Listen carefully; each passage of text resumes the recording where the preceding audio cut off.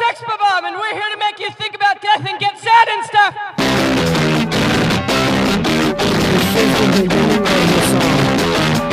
I'm hearing voices, animal voices, the tremble of cold, the feminine abyss, reaching my threshold, staring at the truth till I'm blind. My body's stupid, stereo putrid, spilling out music in the raw sewage, reaching my threshold, staring at the truth. Hey everybody, another week.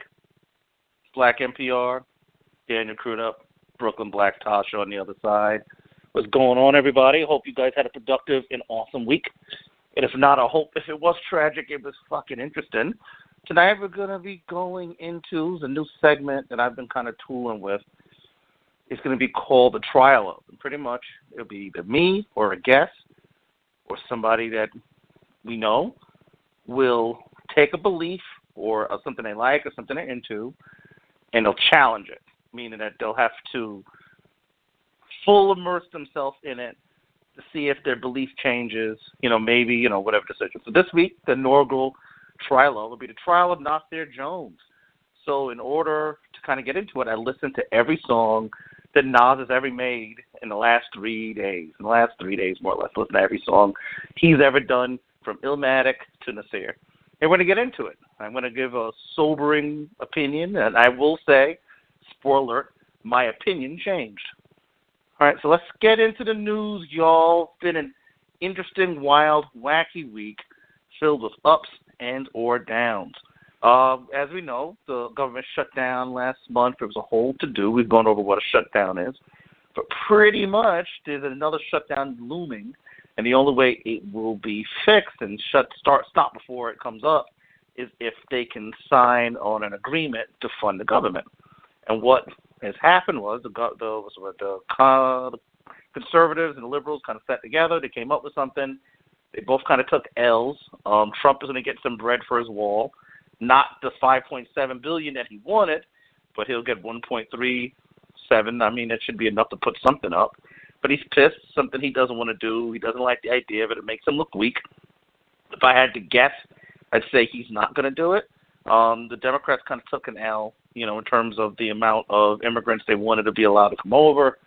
But neither one of them really can sustain another shutdown politically. It's getting kind of late in the year, and there's a lot of shit people want to do.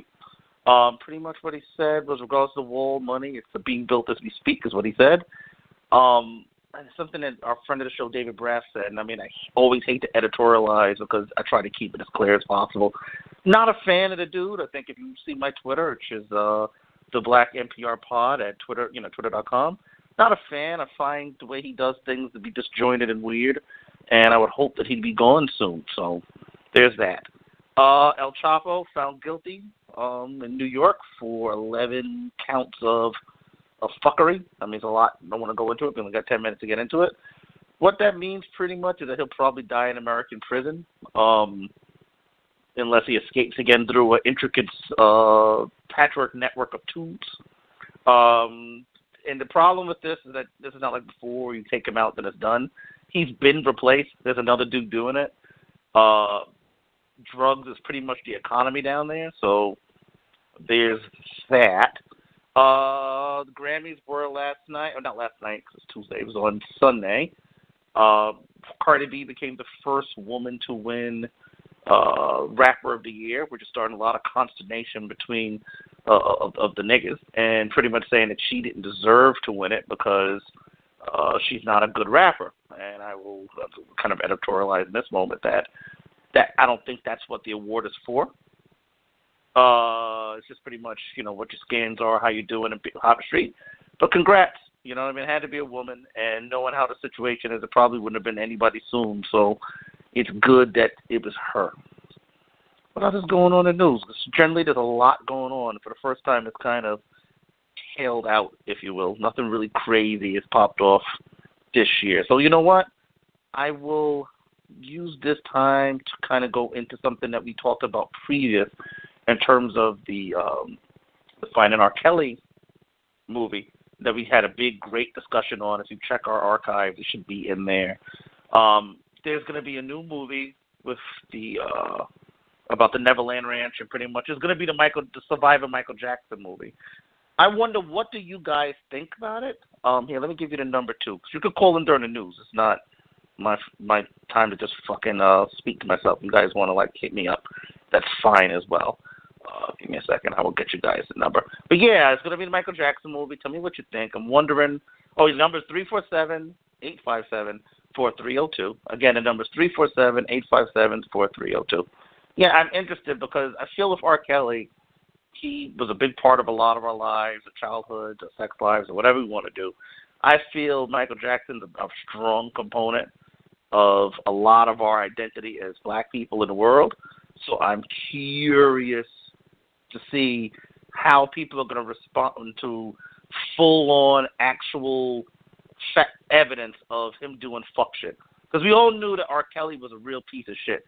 But watching that show was really eye-opening to the degree of a monster he was. Wondering, once we get the light put on Michael Jackson's shit, I wonder if it's going to be too much for some people to kind of handle or to kind of wrap their minds around the fact that Michael Jackson was out here doing some real crazy fuck shit. Or are we going to see that he was trying to buy NBC? So we won't know until we know. I'm curious, so feel free to give a call in. If not, give a call in. Go to Black NPR pod at twitter.com or the Black NPR at Outlook Outlook. Oh, we do have a little bit of news in terms of 21 Savage. He got released on bond. Jay-Z put some money in and kind of put his money where his mouth was and got him a lawyer and saved him from the chaff and old Bill, so he won't be heading back to the road anytime soon. If I had my opinion, I think I gave before, it's not a bad place they're sending him to, and he's enough money that going to London wouldn't be the worst thing. But then a lot of people are not upset with where he's going, but how they went about the process of doing it. So, fear is sad. I think that's about it in terms of news. I mean, we have the Elon Omar controversy. That's a lot of stuff to unpack in a 3-minute window. But I'll give you kind of a head if you're not aware of it. She's one of the first Muslim women to become a elected congressperson. And she more or less said what a lot of people think in terms of Israel's got a lot of fucking say-so. And the reason they have a lot of say-so is because of bread. And in America, I don't know if you're aware of it or not, it's really not good political tact in a lot of places in the country to say anything about Israel. It's better just to not talk about them at all. And she's in a pretty Muslim constituent. Well, I can't say the goddamn word. But her area of governance is pretty Muslim, so she probably is strong and she can say that. And it needs to be said, to be quite honest with you. And I know politically why, and that's a conversation I think we could all have on the political show. I think it's something that needs to happen, where I'm going to get my right-wing guy, I'm going to get a left-wing guy, get a hardcore Trump guy, and probably get a hardcore socialist guy, and let them battle it out and see if we can kind of get some sort of idea of why people feel the way they do. And I want to pose that question because I feel like the Israel dynamic is a bit much. Anywho, I'm going to jump into producer extraordinaire Brooklyn Black or producer extraordinaire Tasha, right? I'm going to throw it to the ads a little bit early because I feel like I want to get a few more minutes to talk about this Nas thing, because I feel like it's going to go deep and it's going to break some hearts and it's going to open some eyes, I believe, the trial of Nasir Jones for Mr. Daniel Crudup. So remember, shoot over ads. We'll see you on the other side. The song for tonight, I believe, is by Divino Nino. We're going to be talking a lot of hip-hop. I usually try to keep it hip-hop related. It's not hip-hop, not rock, but it's not hip-hop. I felt that we're going to need a little palate cleanser because there's going to be a lot of deep fucking hip-hop talk tonight. So we'll see you on the other side. There's the Black NPR, and we out. Yo, shout out to those that help us keep the lights on over here at PreGame Radio. Check out ME Productions for all your digital media production needs. Like them on Facebook at ME Productions with a Z, and email them at heyme.tv@gmail.com. Also check out LitBK. Check them out at litbkny.com. Check out their Black Star Power Tees featuring some of your favorite entertainers, and use the code PreGameIsLit at checkout for 20% off all your purchases. Also check out I Crave Wear. Check them out at icravewear.com. Pick up your Facts t-shirt representing your hood, and pick up your Brooklyn certified pins, t-shirts, and more. Use the code PreGame at checkout for 15% off your order.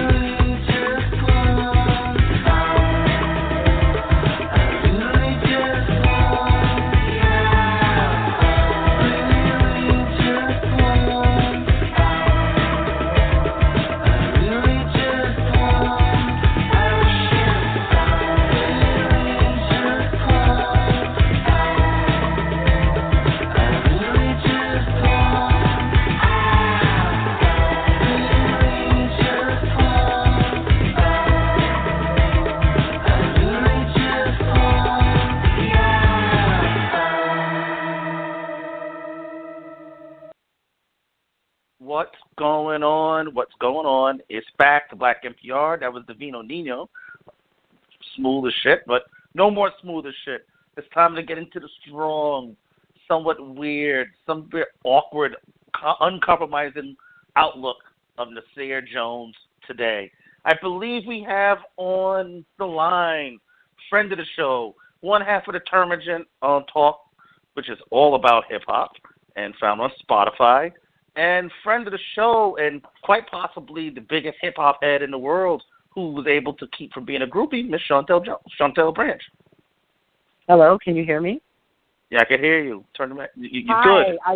I really appreciate that you added that tidbit because it's very true. She didn't give no buns. I gave no buns. No buns. Not for lack of trying, not for lack of, the opportunity. Just no thank you. No, thank you. I'd rather give you. I'd rather give buns to, I don't know, employed people or no doormen, no roadies, no DJs, no security, nope. Well, no security. Well, yeah, I mean that's what you did for your own enjoyment. It had nothing to do with like getting backstage for the niggas. It's fine. No. So funny today's show how you about didn't have to Nas. do that. All about Nas. Oh my! What's your beautiful. opinion? The opinion of Nas was, if I'll give you your opinion, yours first, and I'll go to mine, because this is going to be super in-depth, almost album by album, so I want to make sure we get our opinion out straight. Get the number 347-857-4302. You get 2 minutes each, guys. This will be a long one. Go ahead. Okay, so my opinion on Nas is that I love Illmatic. I like what Nas represents, and have always thought of him as like a great, like, you know, one of the great post-90s rappers. Yep. That's what we thought of him, sure. I'm using, I spent the day with you as your friend, going through every single Nas album. That truly was a testament of friendship right there, friend. That was a testament. That was a journey. Right. I mean, full disclosure, I've given my 2 weeks notice at my current place of employment, so it wasn't hard for me to fuck off and focus on Nas. That was a job. Should have sent you a check. Yeah. I went. Especially in 1999, which we're gonna get into. A check should be sent my way, people at PreGame Radio, because I gave y'all niggas blood, sweat, and tears from the word go. From the moment that bitch started doing a poem until pretty much the consistency of the rest of this nigga's career, I deserve a check. Hey, and I got a little further. Than you. I got all the way to Hip Hop is Dead, but we're gonna we're gonna go from Illmatic to Stillmatic today, correct? Stillmatic, and then a little bit of, and then the next one after that too. So I got the Lost Tapes as well. Okay. What's your thing with that? Bless. My shit with Nas was he was my nigga. That's the thing. I was a young man. I was a freshman at St. John's Prep. You know what I'm saying? I looked slightly younger than I do now. Nailing it, taking a 19 bus. I had my tapes and my Awa tape set. Had those big headphones on my ears. Like, I was into it. I had JanSport loaded with strings. Had a pair of Wallies. I was good to go. So I heard Illmatic. I was transported. It was esoteric. It was like, because I was a jazz guy, full disclosure. Was not into hip-hop growing up because it sounded like child's noise. So for me, you can't go from Thelonious Monk. I mean, I put reference to it. It's just I came from a space where Thelonious Monk and John Coltrane, I can't do the Sugar Hill Gang. It just was not operating in my space. It was too simplistic for me. So, but then you hear this is great. You had Halftime, and you had just the production was great, and then you had this guy kind of dropping these barbs that sounded more like free, not even poetry, because poetry would be doing a disservice, but it just felt like you were listening to a really good, like performance arts piece. It was just really good, and it kind of put you in a space, like when he would start rapping, he put you in Queensbridge, because I had been to Queensbridge, and Queensbridge to me was always sparse. For a hood, it's really not that big. Like, if you're in Queensbridge, you could walk in and walk out of it within a span of a 5-6 minute period, depending on the direction you walk in. So it spoke to me. So I loved it. And then I got the second album on my way to go in to see Nutty Professor, and I was lit because I was, oh shit, he's back. My nigga's back. It's back. I'm gonna let your niggas. I'm just talking shit. So you should give some context. You should give year context. So 93 was 93. Illmatic for me would have been when 93. Is 93? I say 93. Illmatic's 93 because I was in high school. I got it, like, Illmatic came out like 90. If it came out 92, it was the end of 92. By September and by October of 93 is when I got my hands on it, because I was in my first year of high school. Then it was April 19th, 1994. That's the release date. For Illmatic? It was released April 19th, 1994. Okay, I knew I was a freshman in high school. So you said April? That's about right, because I would have been still a freshman. Then the weather would have been appropriate. Yeah. I was on a bus. I was going from Astoria, because I would go from like the part of Astoria that's north of Queensbridge. Then the second album was when Nutty Professor came out. So we were in summer that was school. July 2nd, 1996 that it was written came out. So perfect. It was the summer, which is why Nutty Professor made sense. Also, it makes sense. Yeah, because we were also in summer school, good too. Year. Yeah. He was in summer school, too. Right. So then after that, we went in, we saw the movie. We laughed because we were shocked that it was funny, like most people were. And then you came out, and it was like, these niggas went home to Jamaica. And I got on a 66. I put it in. And then that slave shit came on. And we'll get back to it, so I don't want to spill the lead. And then the message came on. I was like, good, but back to it. I'm back in the space. I feel it. A little more well done. And then after that, it was just, what? Huh? What are you talking about? Street Dreams is next. Street Dreams is next. Street Dreams wasn't terrible, but it wasn't what I came to that store for. You don't go to McDonald's for soup. So it wasn't terrible, but it's not what I was expecting. But then after it's like, if you go to McDonald's, they give you soup, but then after they give you soup, then niggas start putting marshmallows in it, and then niggas take the soup and throw it on the ground, and that's what the nigga said he thought he was a gun. That's what that is. Let's break it back, though, so that's my thing. My opinion of Nas is that he's overrated. He's not that good. I felt that he was bad. I felt that he was more bad than good. He was overrated. This project was to see if I was correct. I will and that was not my feeling. Like, I'm a person who's gone to see Nas live. I enjoyed Life Is Good, which was the album. Should it be on a top 5 list? Would she be on a top 5 list for you? No. Okay, that's what I mean. Like, everyone's got him up in the top 3, top 5 I feel, list. but if you can see my face, you know the face when I have to say something bad. I'm making the oh man. No. Yeah, no. He's like he's on no one's list for me. He exists. Now, if you'd have been like, he's just a rapper and he's good for what he does, sure. But you start putting him on a list, then I take umbrage with that. And that's what this project was, is to see if maybe I was missing something. So we're going to start with Illmatic. I'm going to pull up the Illmatic. Like I said, if you call in, you get 2 minutes because we got to literally go in track by track just to make sure that I'm right or that I'm my opinion. Isn't there somebody on the line right now? You said there was someone you there. were on the line. You were on the line. Oh, just me? Okay. Yeah, you're on the line. Unless somebody else is on the line. Yeah, the 9171. Yeah, that's you. Okay, so we got Illmatic up. I'm not going to go all of the songs. That's ridiculous, but I'm going to do the ones that stood out. All right? So I have a question. New York State of Mind was fucking dope. Well, did you like the way this album opened? So before you get to the New York State of Mind, so you feel like the opening is setting it. Did you think the opening? The stage. Okay. Triggering that, I mean, because I'm gonna. This is gonna be wrong to do, but I'm gonna do it just this once. Judging it on the way he opened this other one, can't complain, because he has a nasty habit of starting his fucking albums as awful as possible. Almost like he starts his albums like someone's daring this nigga to fucking sound like he's in the back of a barbershop. Like he's daring you to be like, I'm so handsome and attractive, and y'all niggas fucking me so much, I could pull and do the dumbest fucking shit up top, and y'all niggas will fuck with it. Right. Everyone from like one with this nigga was a slave, and he was acting. So Genesis, I thought was great. It was fine. It set the stage properly. It created an atmosphere, if you will, of a day in the hood. Because you could also take this album, if you loosely in your mind, if you want to treat it like a concept album of a day in the life. You know what I mean? Like this could be just one dude's day where he's like going with different opinions and ideas and emotions a man's going through a day.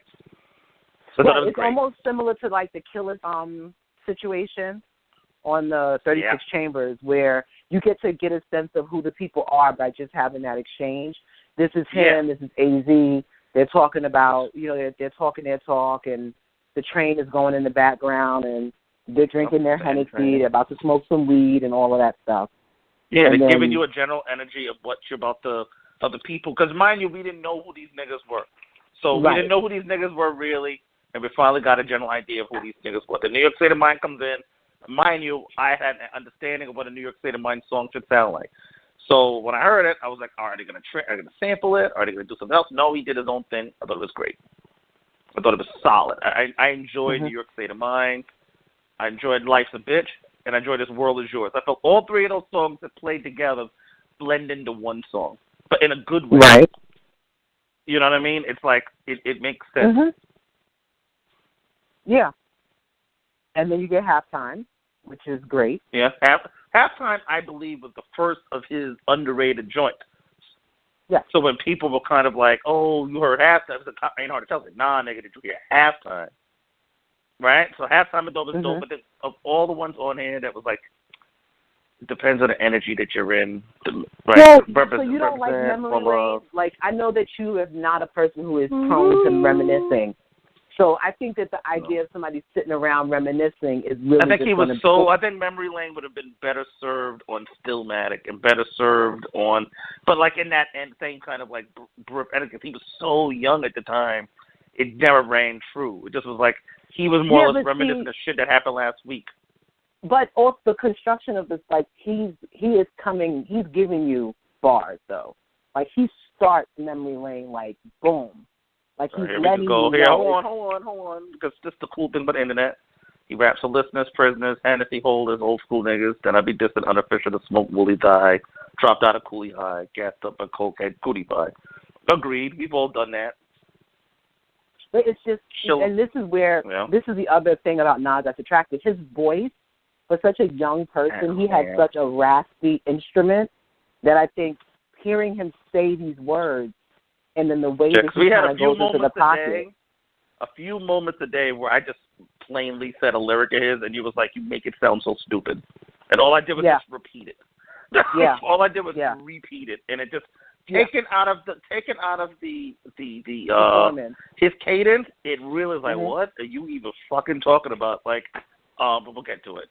But yeah, I mean, this song. I will say that today we have laughed. We haven't laughed this much in a while. Like especially with the day you had. We have not laughed this much in a long time. This was it was some quality laughs too. There was no shipping. There was some real good quality laughs at this nigga's expense. Because especially, and he starts doing it in this album for sure. And it's something that follows through. It's a through line that he follows through, which is threatening niggas at the end of his songs. He can't get enough of yelling at niggas at the end of songs, talking about come to Queensbridge, we's gonna get you, we gonna shoot you, nigga, show up, fuck you. At one point, nigga literally tells him, I'm not your father, to a nigga he fucks with. It's bananas. There's not one song where he's not just openly, outright threatening you to come to where he's at. And also, he'll have a song singing about, like, loving and all this and world peace, and then have another song where he's, like, out and out fucking antagonizing the audience to come pull up. You haven't gotten there yet. No, we're not there yet. But here he's just mad. He yells at you a few times and curses at you. But none of it feels out of things. Yeah, it feels great. Right, because One Love is a story. He shows you he can tell a story. He's reading a letter to his friend in prison. I thought that was pretty good. He's doing a bit of snitching in retrospect. A little bit. A little bit. Why is he telling this man what this man's, like, he's snitching a little? But okay, I get it. Let's see where it is. He says, what's up? Fuck back. Congratulations, you got a son. I heard he looks like you. Why don't your lady write you, which is out of bounds. Told How her dare she you? Visit, but she get hyper, flip it. Talk about he acts too rough. Plus little Rob selling drug times. And a letter that the fucking bulls are reading. But it's fine. It's okay. What up with Cormega? Did you see him? See? That worm's going to turn soon. Where's Corey? Corey. Oh, no. You gotta take that nigga out on general fucking principle to have a nigga say your name with such fucking malice. But here he is in the first album. What's up with Cormega? Did you see him? Are you all together? If so, hold the fort down, represent to the fullest. Other thing too, I mean, this album was this doesn't sound stupid. That didn't No, sound that's stupid. fine. Again, it's so short. And it was fine, wilding on an island, but now with O'Reilly, better chill niggas. We'll put that ass on fire. Little last time I wrote, they tried you in the shower. It's lit, so it's solid. It works. You're talking about when you're. I hate it when your mom cries. It kind of wants to make me murder for real. I even got the massive gloves and butt slugs for One Love. I like this. The problem I think I've always had with Nas, not in this song, not in this album, is that like his criminal enterprises. I don't see him as a criminal. I see him more as someone who's around criminal behavior. But there's a through line that starts with this album and follows through of him actually doing crime that doesn't scan true. It's not a huge issue. It's a huge issue. Like a world where Rick Ross exists, it's not the worst thing in the world what he's doing. Because Rick Ross, and I've said this before, and I'll say it again, the fact that he's allowed to cook makes hip-hop as an art. You can't say shit about anybody and anything if you allow Rick Ross to cook. I don't want to hear nothing about Cardi. I don't want to hear nothing about Drake. I don't want to hear nothing about Pusha. I don't want to hear nothing about nobody while Rick Ross is allowed to cook and talk about his mass criminal empire as a employee of the month at the fucking Florida Correctional Facility. Don't want to hear it, y'all. Don't want to hear it. And what about Represent? Represent I thought was pretty good because it leads into the next song. As you saw, this full disclosure, the next song's my favorite song, which was such a horrifying kind of substance hit when you're like listening to all of the songs and having your favorite one pop up like in the first fucking hour. But it happened. I think Represent was lit. I thought it was solid. I really enjoyed it. But that it's one of my favorite songs on there. Is amazing. And I want to give it its due because it's going to be rough. I want to make sure I give it positive up top because it's not going to be positive here on out. I'm just giving y'all niggas the heads up. So it was dope. The production, the Ain't Hard None of Us That Worthy. And then I realized this recently. I think he samples one 80s pop song every album, it looks like. I didn't even notice it to the last one I heard when he did Would You Rule the World. He samples one 80s pop song. He's in Africa, Kenny Loggins. He's all over the shop. I think this was good. It kept just enough of human nature, but not enough that it overwhelmed the song. It was broken, but it was like, and he was out there kicking language, and it was, esoteric, half man, half amazing. I mean, like, he really was at the height of his powers. Like, to have that to be the last song, I thought was ideal. It was perfect. The video was just him in a fucking factory in a Colombia. It was perfect. Absolutely Would fucking you like perfect. to guess who the producer is on It Ain't Hard to Tell? I always thought it was Primo. No, it's Large Professor. Oh, for real? Yeah. Yeah. It makes sense, though. Yeah. The sound makes sense. Yeah. I wish he would just stay with Large Professor. He should stay with that nigga. It's like, but I mean that again. I think we've heard a discussion. This is something that needs to be said if we're going to do a true trial of Nasir Jones. How he went about his business allowed him to make enough money for him to then be viable to be a businessman now. So he made the right choice. That's amazing. For a person who's He only made the been right educated to the 7th grade, that's amazing. I could tell.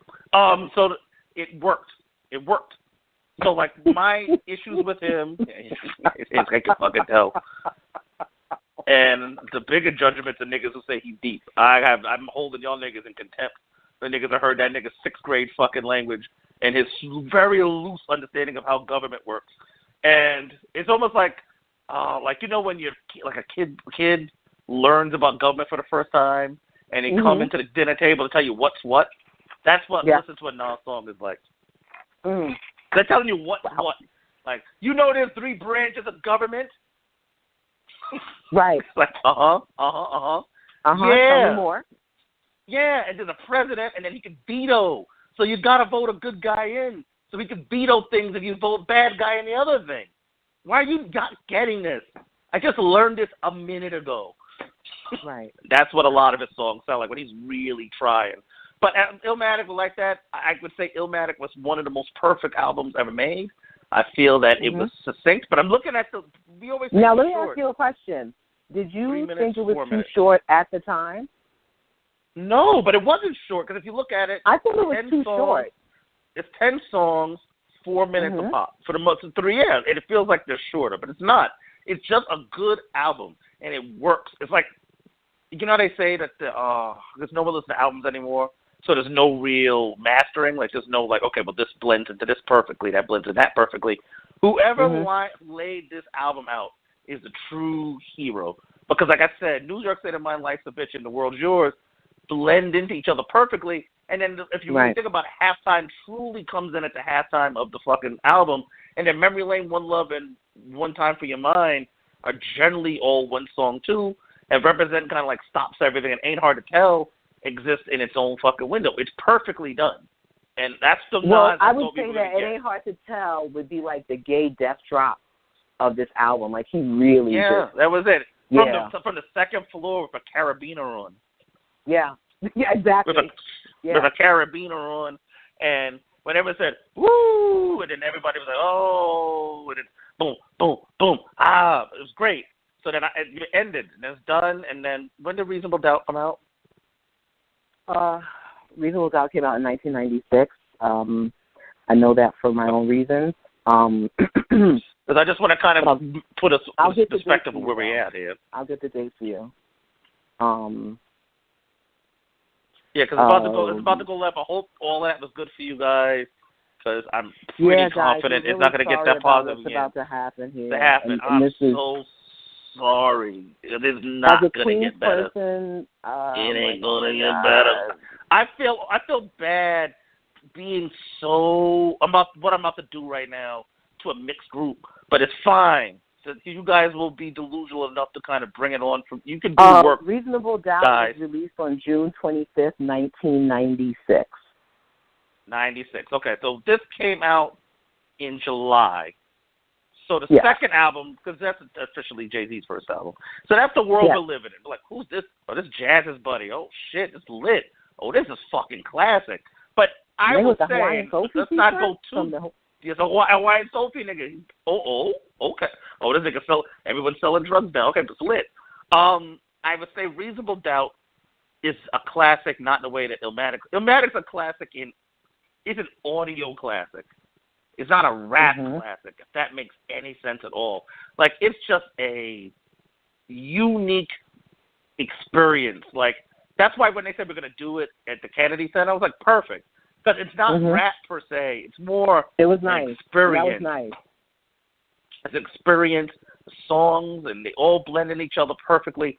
But Reasonable Doubt was a classic in a rap album sense of the word, and the fact that each one of these songs stand alone. Same thing with, like, Ready to Die and Early Days of Chambers. If Halftime came on apropos of nothing, it'd be so weird. If Represent came on apropos of nothing, it'd be so strange. But, like, if you heard Enter the 30, if you heard, like, you know, Method Man or what have you, alone, you're like, that's a dope song on a dope album. I think Illmatic as a piece is beyond reproach. And then Ain't Hard to Tell is the only outlier on that where it's like, as a song, it works. But the other ones don't work as songs. They work as parts of a whole, but just, I could speak about that album forever. But then Reasonable Doubt came out to be like, okay, the bar is raised. This nigga's had a few years in the lab. Put it together. Let's get to it. We are now at It Was Written. Came out in July 1996. So we're at Young Man Puts It In. First thing we get. 4th of July weekend. It's perfect. That's a good release date. Yeah. Solid. Because niggas was expecting a lot. Because he was out there. You know what I'm saying? This was the golden age of rap we were in. People younger than us. We were in the golden age of rap. We were firmly in the beginning steps of what became the golden age of rap, which I believe ended in 99. And Nas is 23 funny, at this point. He's 23. He's 23. Out. So, all right, it starts up. First off, this nigga's talking like he's a slave. So I'm already like, oh no, what's going on? First off, what's going on? He's talking about, I ain't no boat. But this thing, you know it word for word? Because I don't. I wish I did, but I don't. This one and I should have had these recorded. This one I don't know word for word, but basically the general conceit is that they're going to go and get off of, damn these, the one thing that stands out and always made me laugh was when he said, damn these chains. I'm tired of kicking cock for master. I'm going to go and harry it. He said he was going up north, and I was just like, buddy. The guy was close enough that we could hear him, saw the niggas fight, and gets a damn these chains master, and you hear him run off. And he had another guy, get in the rope, boys. We going to have a hanging. I said, no, somebody read a book. Someone read a book. Yeah. And it's 2 minutes of it. That's other thing. No. It was 2 poorly acted minutes of this nigga acting like he was a slave. Apropos of nothing. It's not like he led up to something. This nigga just said, I'm out. I said, okay, bad, fair enough. Oh, real quick sidebar. I don't want to throw the show up. Niggas are denying slavery now, by the way. So put that in your hat. No. Let's stay with this. No. Black people in this world, I found this out tonight, that are denying slavery exists. I saw it. The nigga says, my people have never been a slave. We're native. The black people have never been slaves. We were found here. So just letting you know that's happening now. Yeah.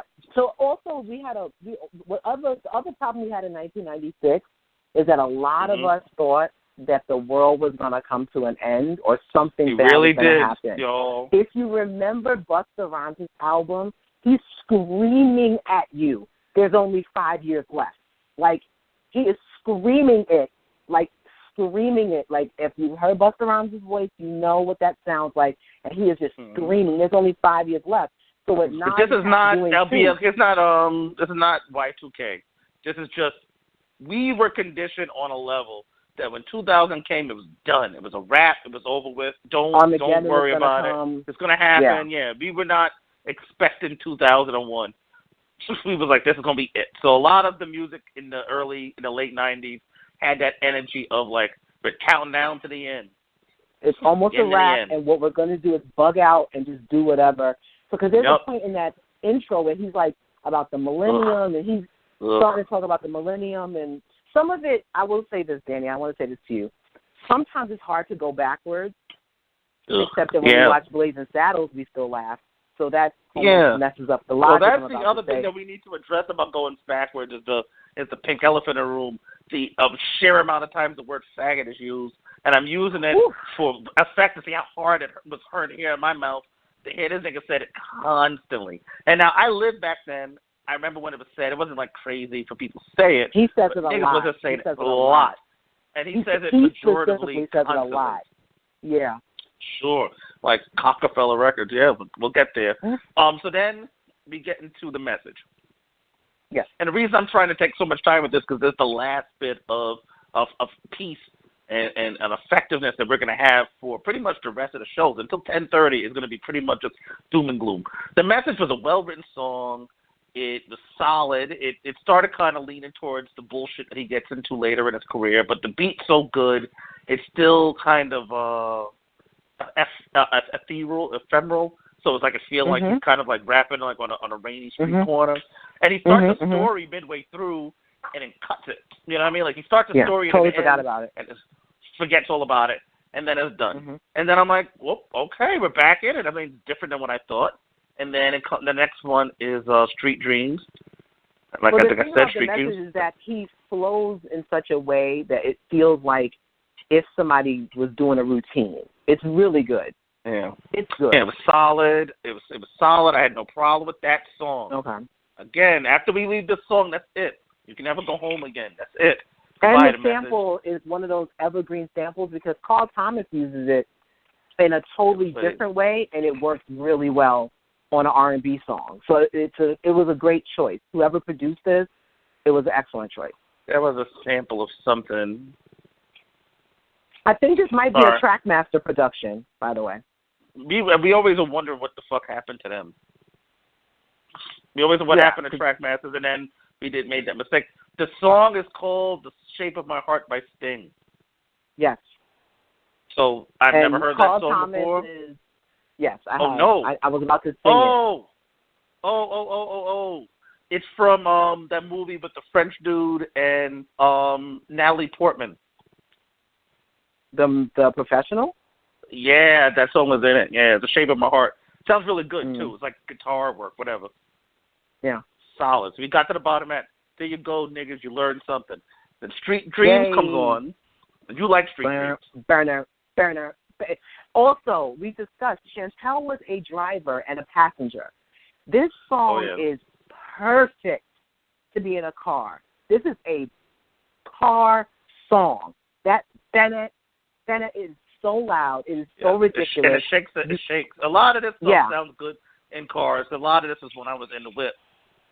When I was in the whip, going from back and forth and going back, like we going to school or traveling for hoes and not getting any because there was too many niggas in the car. Oh, yeah, that's scary. If there's 7 niggas to a car, give it but you're so happy as a young nigga to be in a car that your parents are not in, you don't give a shit, bro. Yeah. No better feeling than hopping somebody's whip, nigga. Yeah. I'm not even a dude, and now it felt great. You mean a whip? The first time I think I was in somebody's car with a Spanish nigga named Manuel, and he was 15, and his pops just let him have the keys. Now that I'm older, I realize he's an alcoholic. Yeah, that's that's the number one alcoholic dad move is to give your kid the keys so he can run all the fucking errands because you can't drive because you're fucked up. Did not know that at the time. I'm just sitting in a car just thinking we're driving around. Yeah, get holes. Ain't no holes, fam. Ain't no holes. But that's all I'll give you. It's good. It wasn't mine, though. After Street Dreams, we get to Tamiko Benjamin's one of Tamiko's favorite songs. I shouldn't call out her last name, but one of Tamiko's favorite songs. I don't know why. I think she just liked the idea of it. So this is where it starts. This is where it starts going off. This is where it goes completely off the rails. This is when someone's smoking and they're high, and everyone's high, and someone goes, yo, you know what's so crazy? It's like, I ain't kill that nigga, but like the gun killed the nigga. I wonder if the gun feels things. I wonder, like, would the gun want me to do it? What if the gun could talk? And you're like, wow, yo, that's fucking crazy. Like, the bullet and shit like his family. It's like he's giving birth. And then you would have that dumb high nigga conversation, and then you would all be high, and it would make sense to you. What Nas did not count on was the fact that none of us were high. You were all sober and in our own right fucking mind. And this nigga's talking about what if I was a gun? And pow and poo, and he was making noises and talking about dropping him and picking him up and steel coming out, blah, blah, blah. Fuck you, buddy. And I also will say, I always thought the song was bad. It is not. And this is going to be the verdict, or the kind of verdict. Nas isn't bad as much as he's dreadfully dull. And that's the thing that I learned today, is each one of his songs more or less can bleed into another one of his songs, and you'll never notice it. It'd be boom, boom, boom, girls, girls, girls, or boom, boom, boom, go back to Africa, boom, boom, boom, peace, peace, peace, or boom, boom, boom, I'm a murderer now. But the beats never go up above a certain tempo or below a certain tempo. So you're always in this mid-range, and it like drills into your head where you're like, this thing's talking about being a gun. So conceptually, it was fucking bananas. It made no fucking sense. But then you'd be like, all right, well, I guess you're a gun now. Right. You know what I mean? You're a gun now. So that's where we make the turn. Now, remember, we are on track 4 of 14. Yeah, I mean, it gets worse, but this is this where is a ride. Oof. This is where you learn.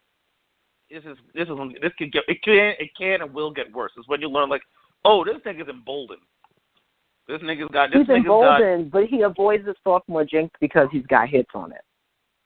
Yeah, he's got like a monster hit. Yeah, he's got a monster. You know what I mean? He's got like a monster hit on it.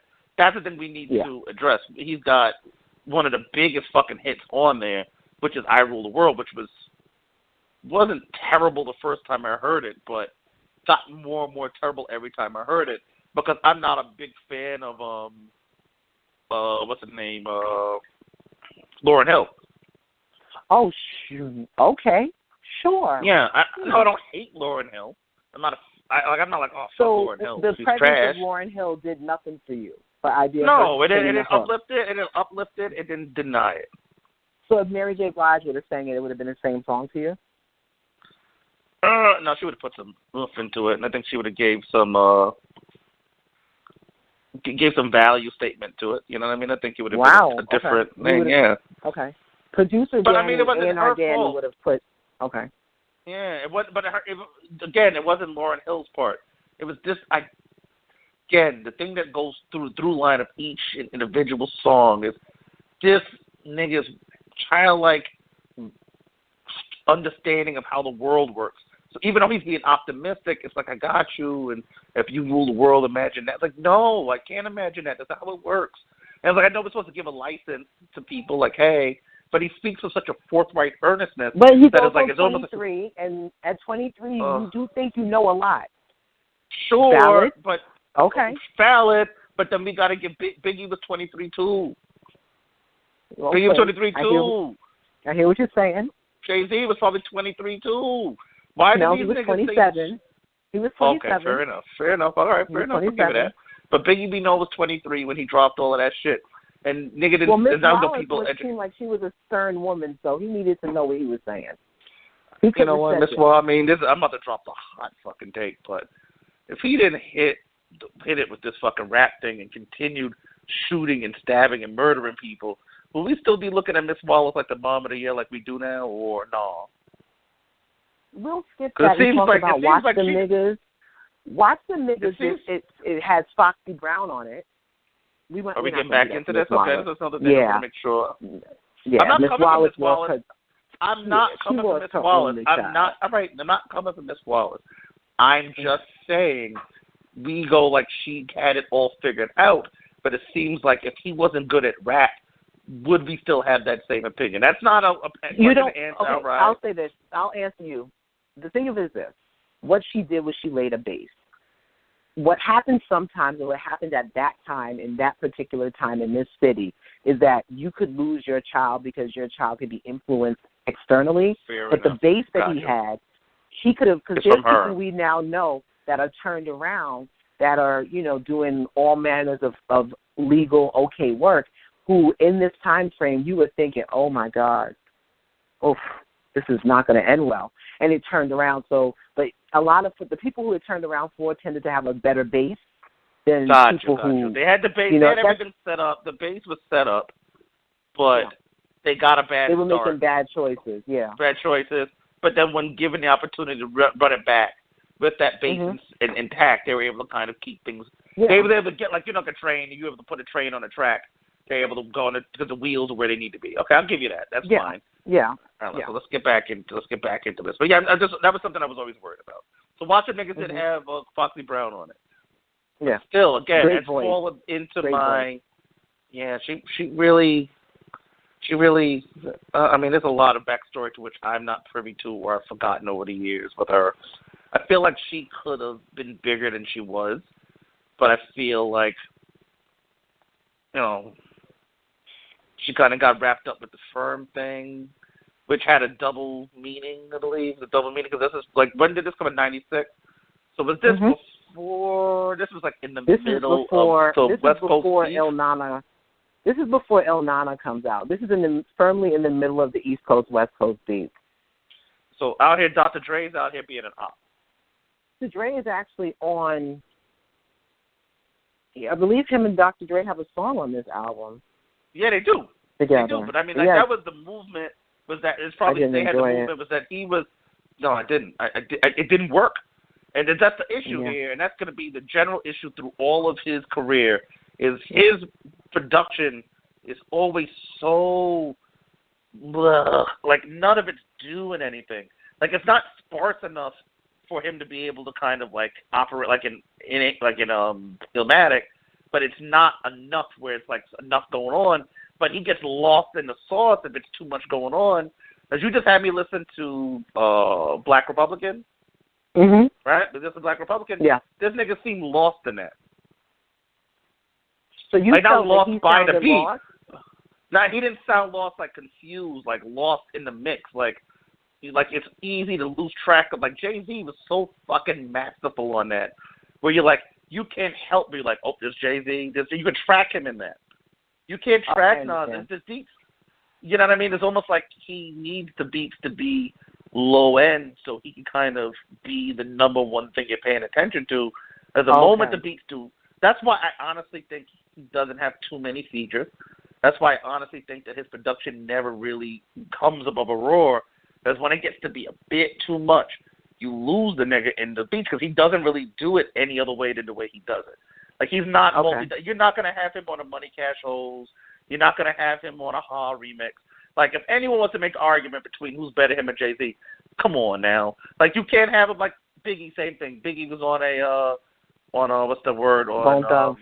Bone Thugs, he was in Hypnotized. Like, you could take him and put him in those spaces, and you can't deny him where he's at on the fucking track. LL Cool J even. LL Cool J, put that nigga anywhere on. You're not going to lose fucking LL Cool J to me, and this is a quick aside, don't want to hear shit about LL Cool J because he showed up on that Flavor in Your Air remix and fucking owned the shit. With Biggie on it, fucking owned the shit. Fucking came on, stopped it, boom. It was after Craig Mack came on. He was like the least nigga on it. Him and the last Boy Scout were kind of like fighting back and forth between who it was going to be about. But no, Biggie came on, he did his bit. It was lit, and he nailed it. But then LL Cool J comes on and like, boom, it's done. Nigga, everyone stop. It's over with. 5, 4, 3, 2, 1. The shit when he fucking eats fucking cannabis and like food on his own fucking shit. Yeah, I don't think Nas could do that. You never hear his album, a song where you're like this. That's pretty good. Like when Nas is on, which I also heard today, when he was on Verbal Intercourse on Woo shit, niggas felt like lost again. Where's this nigga? All right, there he is, I guess. Here he is. He's saying boom, boom, boom, boom, boom, and then they would be gone. And you'd forget almost instantaneously the moment he was done, which is a big part of the verdict today of what I have to say. So we're done with that. Also, would you agree that at least when Prodigy and he get together, that he elevates? Because this, no, a little bit, a little bit. When Mobb Deep, because Mobb Deep's on this album, and I think that for the rest of the album, like Affirmative Action is there's a point to that. That's a move. AZ's there, Foxy's there. They're doing the song. They're doing Math Long. My mother is making fun of my stupid music because these kids can't do math. She was such a troll, yo. Like so, but the setup is Nas, like Prodigy. Nas is trying to create his own little super group, which this is his boy AZ, but his AZ, and then you have Foxy Brown, and it was like we got this. Corey. Corey. What was the and Nature. Nature. Oh, yeah, I forgot all about Nature. Yeah, how would you forget about Nature? He said he gets pussy with his father's teachers. I love that line. He gets pussy with his father's teachers. I love that line. That's a good line. No? Nas, I think, and this is going to be, I just want to make sure I say it before I forget, he always and it always came across, and this is a hot take. Oof. He always surrounded himself with people, and he always gave him the credit for looking out for his boys. But I'm going to make the argument he surrounded himself with people who were less than him, so he'll look better. Mic drop. As a word, niggas. I think he actively surrounded himself with niggas like Nature and fucking Horse the Condom Fella, so he would be the shine. That's why none of his beats ever got any louder, because he needed to be the number one thing. Can I just say something, Danny? Yeah. You are you disagree. Saying everything that was said in the takeover. Like, you're literally, like, taking the takeover and expanding. That's what Jay-Z was saying. He's like, you don't fuck with nobody that's ill. Your friends are pretty trash, but then the bodyguard is actually better. But when he says sun don't shine and sun don't shine, like, the read that Jay-Z gave him, I know they settled it all, but he was really hitting him with a lot of hard facts. I'm a believer that Jay-Z won the battle. I know people think Ether's better. We'll get there. Is it really? All right. No, a lot of people say that. I want to just move you to Black Girl Lost, because you need to share with the people. We do need to get there. All right, let's move past that. Black Girl Lost, again, if we could go through all of the hand-wringing. I don't hate to use this word, there's going to probably be people get angry, but it's low-key misogynistic, fam. Because the song ends with a nigga going, you should be so ashamed of yourself. He's singing it. Come on. Nigga literally sings, you should be so ashamed of yourself. And the beginning of it is a chick, rightfully so, saying, he's on that God body shit. Yes, get out of there, girl. Do better. Do better. Right, because the girls in the beginning are, I guess we'll just use this chicken heads. It's me and my friend. The guy is, basically, she's complaining about Nas because he's talking this back to Africa, God body bullshit. And her friend is like, that dumb shit? And she's like, yeah, we got to leave. Like, let's go where some real niggas is at. So the friend is like, the party popping. And she said where? And she said, when niggas is popping that good stuff, the Cristal, not that White Star. The White Star is the basic Moet. These girls are clearly terrible people because they want high-quality champagne, and they should be ashamed of themselves. And then literally said they should be ashamed of themselves. British going back and forth. Let's get some bars on it, because we're going to do some quick takes here. So let's go Black Girl Lost. I wish I could do Black Girl Lost. It's the anti-Renee. This was all the great things that were happening in hip-hop, right? The whole time, that's nothing too about this while I'm looking up the lyrics of Black Girl Lost, is I'm thinking of all the wonderful things I could be listening to. Like, I could have been listening to There Is a Dark Side. I've been listening to fucking the Lost Boys album. I've been listening to Raekwon shit. 96 was a good year. Yeah, I'm here listening to this garbage nigga and his garbage bullshit and this fucking dullard. All right, come on. Everybody who likes him, look yourself in the mirror. Take an IQ test, people. Figure it out amongst yourselves. Why is this chattering ape got you guys going out of fucking control? Because it don't he's beautiful. Work. He's beautiful. Own it. You own it. So you people out there listen to it. If you like it, if you have an itch, you can call in But own it. All y'all niggas need was a pretty face and a good lineup, and y'all niggas follow this nigga off a cliff. So let's find it. Reminisce of my first time up in a chick. You were innocent, but now you're a rent-a-dick, wear the tightest shit. Okay? Chanel looking real, airbrush nails, hit the gym, hit the scales, heaven sent, but negligent. So fine. To see a prophecy, ebony tone is locking me the way you know makes me daydream of you on top of me. Wishing I could be one man, but you juggle way too many willies all in one hand. He's calling this broad up. Yeah. You want, no, these willies was in the thing. You want to run up in the clubs, get them rubbed on, niggas pull your hair, shake your fat rear, get your fuck on, following week, you're back there. But what you stuck on weed, clowns on cars, puffing with some little nigga, husband not knowing she's out. Could you believe Eve on the earth of the seas, niggas thirst you. You just let them hurt and leave you. What up, ma? Fronting like you naive. Push a man whip, calling police. When you flip, can't understand it. Yo, it should be a throne for us, but now it's a whole different zone for us. This is the shit that you niggas like to call simp bullshit. This nigga's mad that these hoes are not choosing him, and he's mad about it. And they should be so ashamed of themselves. They should be so, and I'll say right now, the spotlight on growing up, seeing it, you should remind you of being lied to. Everything that moved be inside you, fucking hell. Sacred as you are, left with these wannabes to guide you. I watch you, hard to knock you. I try not to. They spot you dancing topless in your drawers. Damn, look, there goes a black girl lost. You should be ashamed of yourself. The way you carry yourself. The way you hang out all night long. Doing silly things that is wrong. Black girl. That's your king. That's your king. That's your king. Literally, that's your, oh, fucking hell. That was terrible. To read that out loud, I never got that all. Didn't feel good. That felt bad. It felt bad. And that was just like one or two bars. He more or less like, you whore, you out here fucking, you tramp. And then I'm trying to like elevate you, but you won't let me, you pig. I'm ashamed of you, and you should be ashamed of yourself. Everybody's inside of you. He's 23. I know, he's Big 23. Because the problem is after he says all of this shit, this nigga's like he plays both roles. So he's both the guy who's chastising him for the whore behavior, but he's also the nigga who's like engaging in the whore behavior. Then we got all of this. We got live nigga rap, which I thought was okay. Woo. I mean, that was a good car song. I thought it was pretty rad like that. Yeah, it's great. Great. And If I Rule the World, if we got into that, not a fan of If I Rule the World. I'm just not. I mean, it gets played out. Are you ready to deal with 1999? Terrible. All right, real quick, just so I know. If you're a fan of Nas, not a fan of Nas, the number's 347-857-4302.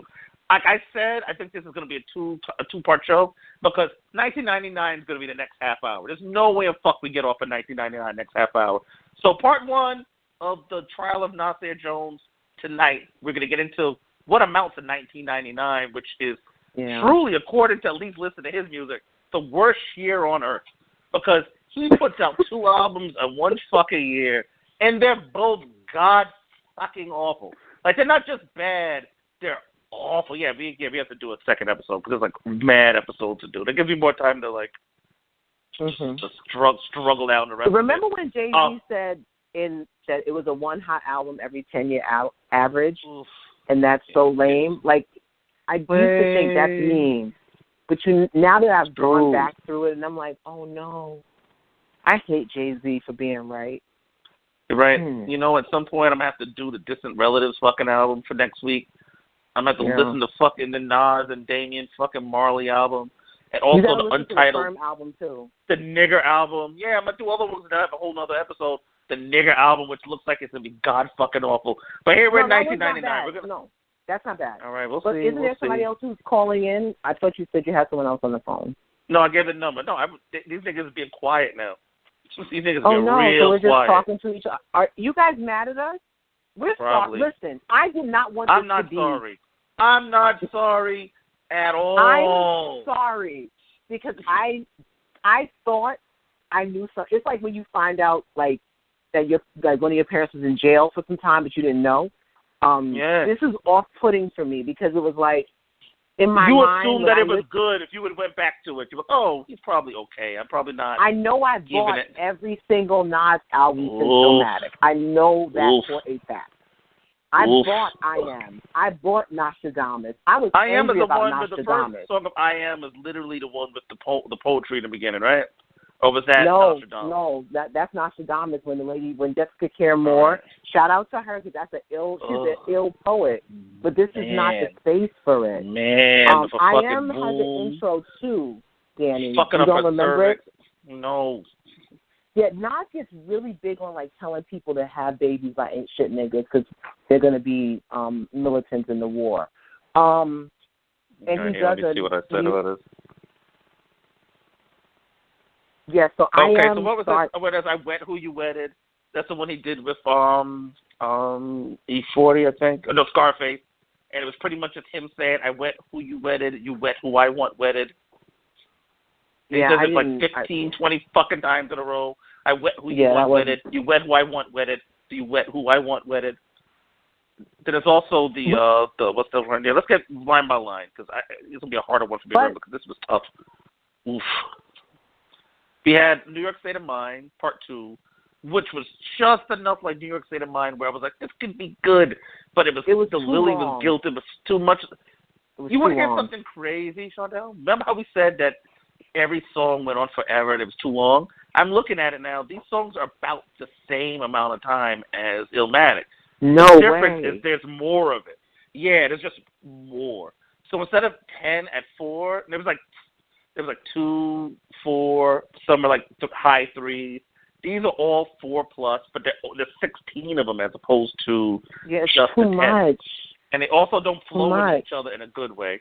So you say the mind. But this one also has a 36. smash. This has 2 smashes. Which one?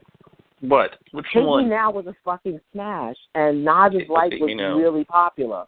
Take Me Now was Take Me Now was yeah.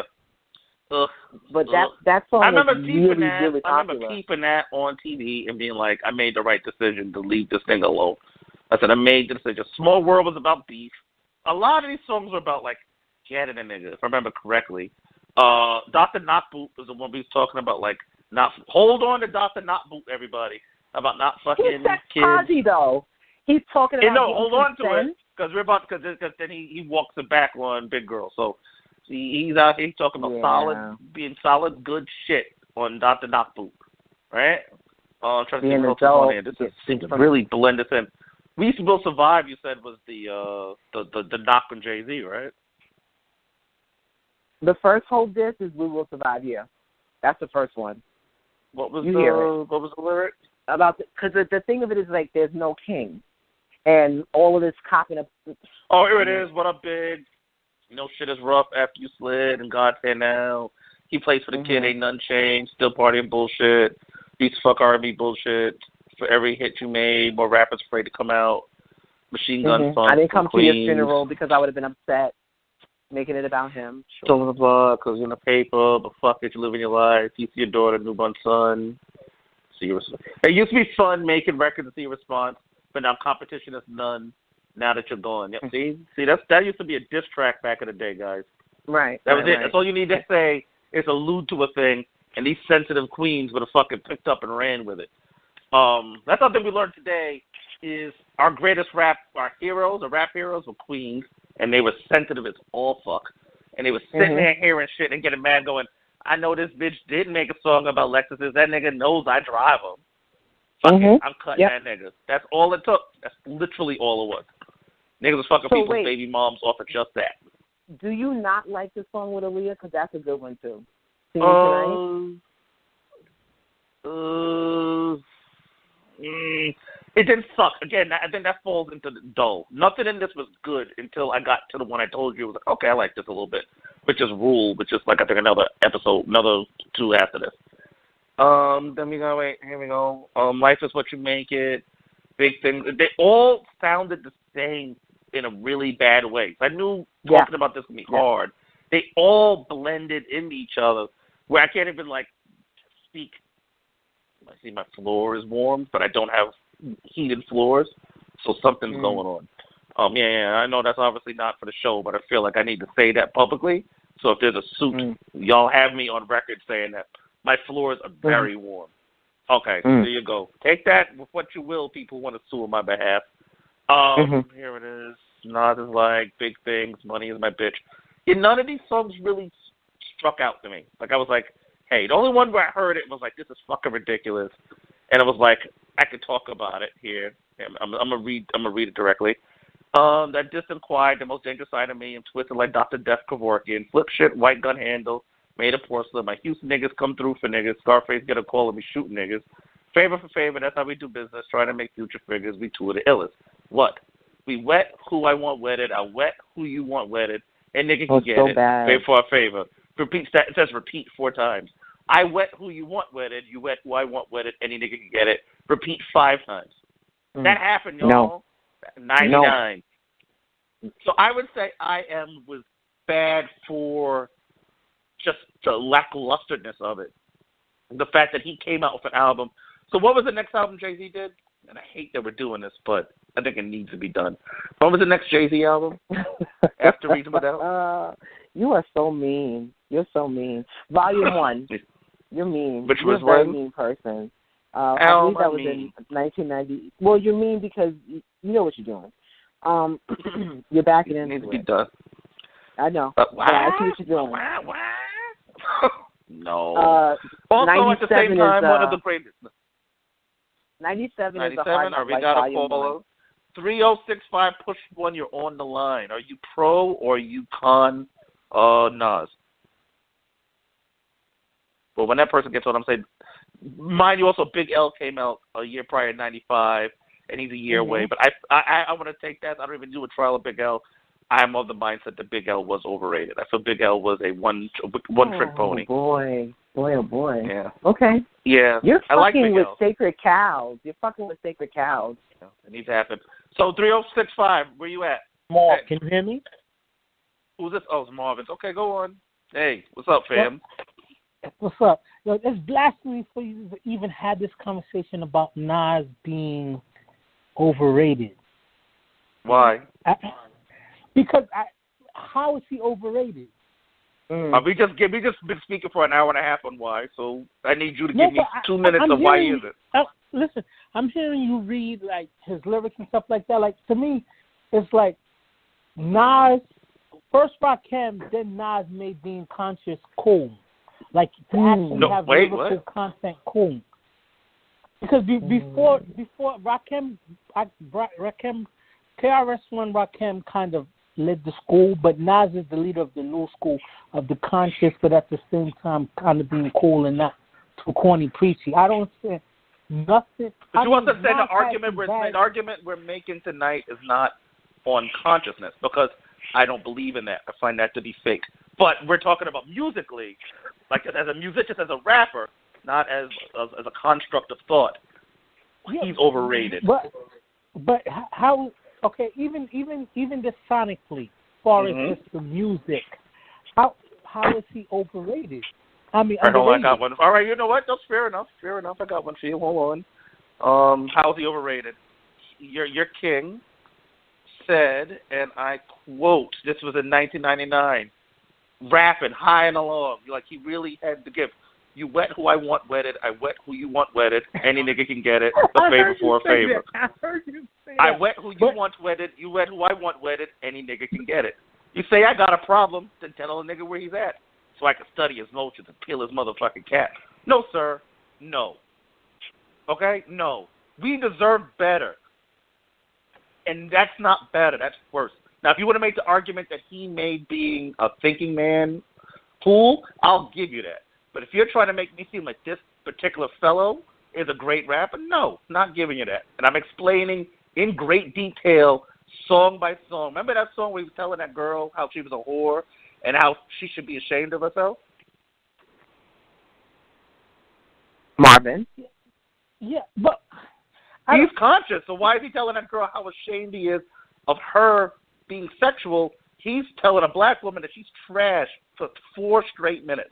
So explain to me how that jives with being a good rapper and being a conscious man in the world. I didn't say Nas was perfect. I just said there's no way. No. I want you to explain it, sir. He is overrated. But yeah, go ahead.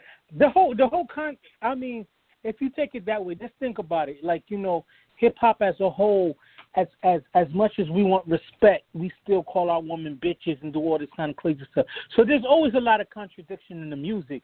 Even Meek Mill being the face of jail reform, he still talk about how he could get coke and move it on the low for cheap and shit like that. So I say that to say this. You can't say the gifts of Nas, the gems that he dropped, all the one mic. Oh, you know what? Better question. I got a better question. Because maybe me and Okay. Chantel are unaware. Give me one of his gems. Just one. You know what? Give me 2 gems because I'm curious. Give me 2 gems. I've listened to the nigga all day. So please, maybe I missed a gem. Because other than Illmatic, it all sounded like the same song over and over and over again. But it was just one low-level beat of him rapping about Africa, then a no low-level beat of him talking about chicks, then another low-level beat about him talking about Africa and chicks. So I want to know where the gems are. Give me 2 gems. One I mic told is you a where the gem. garbage is at. But the wedded, We where haven't you wedded. gotten there. I would agree with you. One mic was solid, but we haven't gotten there yet. We're in 99. One mic. We're in 99. Yeah. So one mic. I'll give you one mic. Okay. Give me another gem. Another gem. Because if he's not overrated, this should be an easy question. Just open New your York heart State to of the Mind. fact that I might New be York right. State of Is what I'm Mind saying. is the gem. I can't. But we already said that Illmatic was dope. We already said Illmatic. Perfect. It's perfect. It's perfect. We've already said Illmatic is perfect. Outside of Illmatic, it was written was great too. No. We just explained in like great detail why it wasn't. The nigga thought he was a gun in one song. Said the nigga put together a group of the most low energy And niggas. the gun song was beautifully crafted. No, it wasn't. There's one point he talking about spitting out slugs like he had a bellyache. So no. Come on, guys. No. Just wanting to put it this way: wanting something to be true doesn't make it true. I suggested you, Marv, because I got to let other people on. Listen to all of his songs. Do yourself a duty. Spend a day listening to every one of his songs, and then hit me up. And I guarantee you, me and you will be in the same boat because your eyes and nose will be bleeding by the end of the day. There's no way we'll be in the same boat. But I'm not going to hug up. Marvin, hi, sweetie. Yes. Can I ask you a question? Sure. Will you talk to us about 1999? Can we talk about I Am and Nostradamus? Also, we're doing an extra half hour, y'all. Okay. We're lit, but talk about the fact that the time period the only that thing he that's went through. popping on Nostradamus is You Owe Me. And that's literally me. Danny hates real You quick. Owe Me. What are you talking about? Time, That's what we're going to do right now? That's what we're doing? He went through a dark time? Okay. The whole thing No, was a dark time. What about Ether? Even Ether. Ether's one of the greatest diss tracks of all time. It's not. It's just, you know what it is? It's this nigga saying, fuck you, Jay-Z. And they'd be like, that's dope. We never heard that before. Ill. The fuck Jay-Z But then after that, is it's great. pretty much him going, I'm mad. Pretty much Ether go like this, I'm mad. I'm in a real bad mood. You really made me upset, Jay-Z. Yeah. That's pretty much the subtext of that song. So you listen to all of it again. I got to get somebody else on. It's been a pleasure, Marvin. Listen to Views from the Friend Zone. Marvin, thank you for calling. I highly disagree, though, but thank you. Listen to it again and then come back. I guarantee you will. 3065. Wait, no, 3065. We got 3065 already on. 7248, press 1, get on. I'd like to hear your opinion. Yay, Nas. No, Nas. 7248. Come on, guys. Which one? Yo. Yo. Who am I speaking to? David. It's Braff. And Q. That's that David. ain't my number. Hello? All right, who's on? I need to know exactly who's on right now. So David's on. Branch is on. Who else is on? It's Mike. Oh, Jesus Christ. Reyes. Okay, cool. All right, Reyes. Hola. Okay, yeah. Hola. All right, so Hola. David, wait a second. We're doing an extra half hour. So, Mike, you've heard how we've been saying. Has your opinion changed yet, or are you still on board? No. I'm rocking with Nas. You lost your goddamn mind tonight, give me two gems then. Just First give me of all, two gems. Before I even get to Nas, I'm gonna say this. LL Cool J had the wackest verse in Flavor in Your Ear remix. I don't know what the hell you were listening to in that verse, but his verse was garbage. Wait, the one where he stopped, set it up, and then like literally dropped the fucking mic. That one. Get out of Flavor here, Your Ear remix. Flavor Your Ear remix. Who had the best verse in that? Busta Rhymes, Big. Okay, that's all right. That's enough out of you. Stop it. All right, Stop that's enough out of you. Look, all right. So give me 2 gems by Nas, and then David. I'll let David speak. So 2 gems. First of all, I'm going back and I'm defending Black Girl Lost. I'm defending. Of course you were, you Cuban man. Of course you were. Yeah, Go ahead. Sure. I'm defending Black Girl Lost because it's not just like a girl just fucking her brains off. He's telling a story about a girl that's lost in her ways, and she's just young and impressionable to do with the big willies, the cars, the niggas popping Chris out. That whatever the fuck was popping in '96. He's talking about those girls that are stuck in their ways. And he's pretty much singing the song like, "Yo, that ain't it for you. You gotta do better than that." That's not that. All right, hold on. I want to make sure. That maybe I read the wrong. Maybe I want to. Let me see what the story is. Reminiscent. It's a story where he goes pumping on some little nigga husband not knowing. Pusherman's whip, calling a police flip. Diamond shining, look all fine. Pretty little face, get high. Young girl struggling, trying to survive. Mother verse, she made you. She just tired of playing the same old games, messing with your mind. No, that's not a story. This nigga's mad at some chick, and then a nigga literally sings at the end. Literally sings, "You should be ashamed of yourself." Yeah, because I got the goddamn fool in the streets. No, man. And here's the other thing too, man. The thing was, you got to go back. So this was Illmatic and So leave Illmatic out of this. Okay, no. Illmatic was dope. But you also got to remember that back in the day, Illmatic was critically acclaimed. 5 mic, classic. What? It didn't hit those numbers, and it was a flop. I believe as much Illmatic as got people, 4 mics. No, it was 5. It was classic. It got 5 mics. It was one of the few albums that got 5 mics. Well, we live in the internet age. Yeah, but Illmatic was a flop.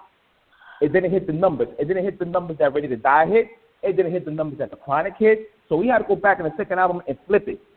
He heard Ready to Die. Yeah, Illmatic got 5 mics. That's true. Yeah, he had 5 mics. Yeah, then he made a terrible album. I get it, fam. No, you know what? It was written as a classic. It was a big classic with the exception. No, you can't say that was a. Yes, it was a classic. You cannot say a song that had a nigga talking about how he was a gun, a classic. The word classic loses all fucking meaning when we get the things when niggas say they're guns. He's doing a song where he's personifying a thing of him being a gun. You know what I'm saying?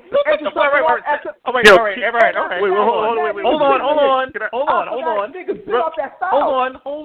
on. Niggas, say what you just said again. Say it again, slowly.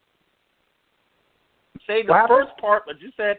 Say that first part of what you said, but say it slowly. Like what? So when he was personifying like a thing, he was making a song about him. What? As a what? As a what? Satisfy himself as a gun. You said it. Yeah. Now think about what you said as an adult man. Say it out loud. Think about it. No, nigga, no. All right, David, you've been on the line. David, what's your opinion on this? All right, so first of all, I had this conversation with David. I know he's going with this. I know where he's going with this. Go ahead, man. Then if you know, why don't you just let me say it? I'm sorry. Go ahead. I'm sorry. I just want to say that y'all are doing the Lord's work tonight. Y'all are doing the Lord's work. This needs to be done. You're on a mission from God. This is blessed work you are doing tonight. These things need to be said. They need to be said often until they become a part of the public consciousness. Because as Chantel said, y'all need to take account of 1999. If you like Nas, you got to atone for 1999, and niggas refuse to do it. I've heard Marv say that this nigga's like a goofy fucking crusader, and then you got Michael over there saying he was his dark time, and then you got Mike over there like he's the patron saint of of wives falling in the doorknobs. I want to know. Oh, wait a second. All you Nas stands calling up in here. He's asking for 2 fucking gems and they cannot do it. I'm not even on the pro Nas side of this argument. I don't hate Nas. I definitely think he's overrated. But at the end of the day, y'all can't even say 1 mic and made you look. Hello. We didn't get there yet. It's okay, but I'm they saying heard you're it. They putting the would know. question on the table. You're putting the question on the table, and the Nas can't remember One Mic and Made You Look to throw that out there when you say you know what it is? name two hits. Not even name hits, two gems. Gems. Yeah, name and the two response gems. is, or better yet, give me 2 lines that weren't other trash. Didn't seem like it was written by a 6-year-old. Where this nigga talking about who wedded who, and this other nigga talking about a balloon. Another one he's talking about, I need to speak to the president. I need to speak to the mayor. I need to speak to the governor. That'll do. No. Because I've been really nice. Chantel will tell you, I've been making a lot of purging opinions today. This nigga's a fucking idiot. And that's the thing, is y'all been following this dumb motherfucker for the last 20-something years because this nigga shape up it. This nigga shape up it, and you motherfuckers are following him down the heavens and earth. He's a fucking idiot. It's me saying it, guys. Fucking moron. Wow. He's a fucking moron. And but that nigga said the word Africa and free. Anyone can say the word Africa and free, beloved. It don't make it something smart. The nigga just pointed something fucking out. Get out of here. This nigga had a Facebook font before there was a Facebook. Yo. Okay. So. Well, can I just throw something out there? You're talking about his primitive and his childlike thinking processes. That whole I gave you power, where he makes himself the gun. He compares himself to a gun. That could have been fucking genius. What made it fucking clumsy and stupid sounding was him literally saying in the beginning, yo, it's like, what if I was I'm a gun, yo. It's like I'm a gun. Like, a metaphor is supposed to operate independent of your explanation of the metaphor. Like, you know what that was? That was equivalent of, here's my impression. On that one. There was another one, Bill Clinton, the new JFK without a hole in his head. Bill Gates is the new Trump. Shut the fuck up, buddy. And the thing is that every time I hear another one of his fucking songs about him and his, I never asked to be one of rap's elite. No, you're not, my nigga. You're not. You weren't. Pass it up. You're not. Why is it, and it was top 5? The nigga doesn't rap about anything other than Africa girls and the murders that he supposedly commit. The nigga's always out here committing fucking murder. Really specific, Danny. Go ahead. You keep saying Africa. ISIS is really something he's fixated on. I don't know when he learned about her, but ISIS is the prevailing theme. Because I, since 9 o'clock this morning, have been listening to every word that Nasir Jones has recorded since 1994. Brooklyn Black and Tasha Wright owe us checks. Yeah, I listen to him. He doesn't talk. He mentions Ghana and ISIS. Yeah. I have no. Yeah. ISIS. He says he learned about ISIS and he's holding to ISIS. In regards to Nostradamus as an album, I will say this. No. I wrote every track out and I put an X or a check. And it is like my notes for the song Nostradamus, I literally wrote the word N-O with 2 exclamation points. Wow. I wrote that song in 1999. I fucking hate that song now. I get it. We all thought the world was going to end. I think Busta Rhymes did a better job of getting us upset or concerned about it. Nostradamus, aside from you... Wait, what you're trying to say? What's your issue here? I let y'all niggas bang with my shit before Saddam hit. The Nostradamus tells her what time it is. I was the first one on that Don shit. First nigga to sing a hook for some T. John Swift. Black ski mask up in the project. Fuck you, niggas. What are you talking about? What are you even talking about? Yep. That was Nostradamus? Now, the Brad Lamborghini can we have, the 3 of us, can we talk about You Owe Me? Do you not enjoy it at a club? All right. I'm not defending Nostradamus. That was a terrible album. What's there to talk about You Owe Me? So do you feel Stillmatic was a strong album? It was a decent comeback. It was a decent because it was the hype, the beef with Jay. It was a decent. It was not a 5-mark album. It's not a classic. It was a decent album. The best part of Stillmatic is when he was yelling at Corey. It's better than Takeover. No, before he yells at Corey, he yells at Jay-Z. You think Ether is good? I think it's way better than Takeover. Come on, man. Come on. You're just talking. It's better than Takeover. It's better than the Takeover. Okay, yes. hold on 1 second. You talking reckless, my nigga. Get out of here. Yeah, it's better than Takeover. You know why? Because he said so much shit that I was slept on and it went over people's heads. No.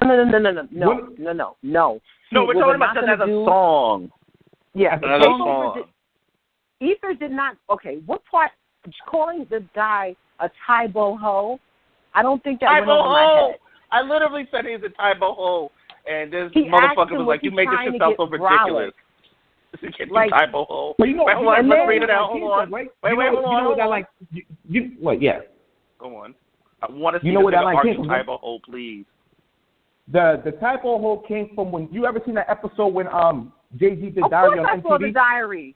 Of course. Wait, him boxing? Yes, we just making him boxing. You 36 in karate class, Tobo, Tybo ho, trying to work it out. You trying to get brolic. Ask me if I'm trying to kick knowledge. That's the ethos. Dame Dash, Dame Diddy, Dame Dummy. Or Dame Dummy. Remember when he calls out Rock? Remember he calls that guy out for dying from AIDS? Because that's cool. Yeah. Rockefeller died of AIDS, and that's who you named the company after? Well, Rockefeller died of AIDS. He couldn't help dying of AIDS. What are you doing? Hey, man, Nas? It happens. He's conscious, fam. It happens. That's the point. That's the point. Dick really Ryder faggot again. Yes. You love the attention. Queens niggas run you niggas ass Russell Simmons. That's a lie. That is a fucking lie. You know what a lot of people slept on ether? That lie when he goes, you went from herb to J to, what is it? You went from herb to King to Big. He said compared to beans, you're whack. Okay, so he sucked beans off real quick just to make sure that beans didn't come for him because beans was nice, is nice. He was that nigga back then, yeah. Yeah, so you tried to like make a friend because you didn't want no problems with beans. And Memphis Bleak was already on your ass with Mine Right. No, but so you buried the lead. You buried the lead. That's when he made fun of him for not having a mustache. He says, Negro, please, you no mustache having. You whiskers like a rat. Because, you know, that's what y'all kings, that's y'all king's line making fun of niggas for not having a mustache. Y'all king, y'all god, stepped from his fucking kunta cloth covered throne. Well, what about nigga for not having a mustache? What about Foxy got your hot because he kept the face in the puss? No? That never happened? Hello? That wasn't ill. I'm just like. First of all, that wasn't ill. And two, if they had sex, I don't think that was something she wanted everyone. He dry snitched. To know about. Why did he dry snitch? Again. He's been dry snitching since Illmatic, man. Dry snitching came over. So what? What? Oh, no. No, you're talking about super ugly. You're talking about super ugly. You're mixing your tracks up. No, take super over. Ugly's perfect, by the way. Do you know what? Did you know who with what? That was not. Yes. That was not. That was not. I'm looking at the lyrics Ethan now. No, it wasn't. It was not. Looking at it now. Never gonna go super ugly right now. Really, it on the heat. I mean, super ugly is disgusting, but I thought it was great. It was rap homie, you're scratching me. You feel soft. Feel Jay soft. Damn, I'm only worth $100 million. Look, I got beef with like 100 children. Niggas with pink suits. Then faggot. Yeah, there it is. Put you out your mind, homie. Disrupt me. It's tough stuff. We wasn't chasing you. We had a taping too. With Queens niggas. You know how I do. Our 1-2 thing. Yeah. Yeah. He came for that. He dry snitched super ugly.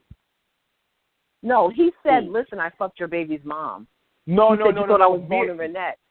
The other lines all the time, but I was boning. You were calling Carla 100 times. I was boning her neck. I was boning her neck. Yeah. Wait. What about the other part? The beginning. Me and the boy. Got a baby by the broad. Me and the boy AI got more in common. Now he dry snitched on Allen Iverson, but when he's telling his business, he's like, "Hey, bro, I was getting head from your kid's mom, and you thought I was fucking one of her friends." He's telling on and you also can't leave her because you still got a kid by her, fam. You can't go nowhere. Sorry. All right. Sorry. That's all you. Sorry. That was after 9/11 too. You know what? After 9/11. If we want to keep it all the way real, I think a lot of niggas turned on Jay because he hit Nas so hard in such a soft spot that niggas felt it in their nuts. And they was just, and I never seen bad, nobody. I never seen nobody before that, like, subtract points in a rap beat from somebody for hitting too low below the belt. They were like, oh, you shouldn't have went there. Oh, that was the first time I ever. What about hit him up? Oh, please. I didn't hear that. First of all, nobody said that. No, Michael, we're not going to do Tupac because no. All right, nope. Leave it alone. No, leave it alone. No, leave it alone. Leave no, it alone. I don't. You know what? We don't even need to try. Guess what? We don't even need to try for that. He's whack. No. Move on. And if you want to hit me up about why Tupac's not whack, y'all in your 1995 Drake, you hit me on my Twitter. I will dance your niggas all day. With your nigga who went to same high school with Jada Pinkett, get the fuck out of here with your fucking dainty queen. Nicole Aretha Franklin, beautiful gowns. Beautiful yes. gowns. That sweet ass nigga had more nut in him than a queen. Get the fuck out of here, Whoa. bro. It's not even because of him enjoying a man's embrace. That's fine. I have no issue with it. The fact is that he's also terrible. This nigga just moans on most tracks. I don't want to get into my Tupac hate. Why do we always bring Tupac up? No. We gotta stop. Never. Let it go. Under any Beautiful. circumstance. He has nice niggas eyebrows. love they overrated niggas. Niggas do love they overrated niggas. Nas was just a dummy. I don't know what Tupac fucking did. Nas was just a dummy with a nice hairline. And a beautiful face. Nas. And a beautiful face. I can't speak on that. Cannot speak on that. that. Okay, so I'll explain to you as a person who is both a woman and a person who loves hip hop. Saying it. Keep saying I know. it. It's true. It's true. I got proof. He was as beautiful as he was intentional in trying to do really good. And I don't know if you guys have ever looked at rappers. They don't really look that great. And I think that Nas's confidence came from the fact that he's always been an attractive person. And being an attractive person sometimes gives you a little bit of a leg up. So he was comfortable delivering what he gave us in 1999 because he knew it would be okay. It worked out. It all worked out. But it worked out for him, and I will admit that. We said it earlier. He would not own those businesses if it didn't work out. But it's just like we got to look at it objective. Guys, I've been trying. This has been the month of calling niggas to the carpet with your paper tampons, so all of this stuff needs to get pulled to the carpet. Let's call it for what it is, right? Let's call it for what it is. Your interest is trash.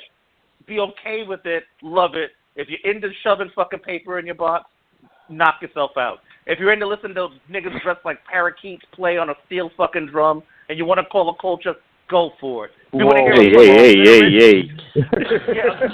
You want to hear a literate talk about Africa for an hour? Go for it. It's yours. Knock yourself out. So do you want to discuss Destroy and Rebuild, the Cormega? Yeah, I'm on that already. I already have it up. Yeah. This nigga called that nigga's name, and he called him Corey outright and literally said flat out, that nigga's name's Corey. And he said this shit with such animus, like, fuck you, nigga. He says, back to core, I got him a deal, his rhymes are whack. The end of that album, the end of that song, you know what we're talking about, fellas. Because obviously, Mike, as a fan of Nas, as somebody who would call a radio show to argue it, you know about Destroy and Rebuild, correct? Yeah, yes, I wasn't a fan of that song either. That's why. Because he did Nature too on that song? Yeah, he did. He did Nature. He did Prodigy, and he did Cormega. Yeah, Prodigy. And Nature. Yeah, man. But then he tried to be Prodigy's friend at the end of the song, which is weird. Like he was dissing niggas, and then he was trying to unite niggas in the end. That song was just, ugh. No, he told him, he says, watch the people you're around. He should have told him to watch out for eggs.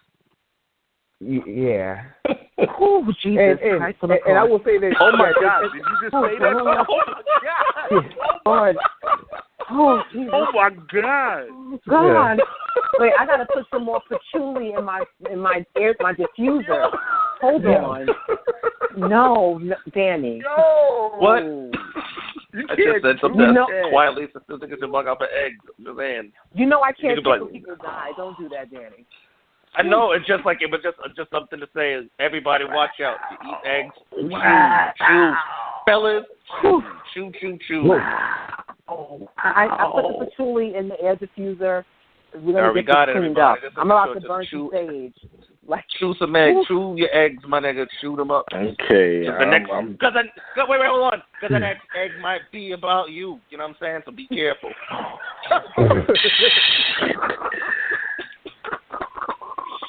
But yeah, I like that. You know what? I didn't hate that because he was like in his. You know what? Cause I listened to him all day.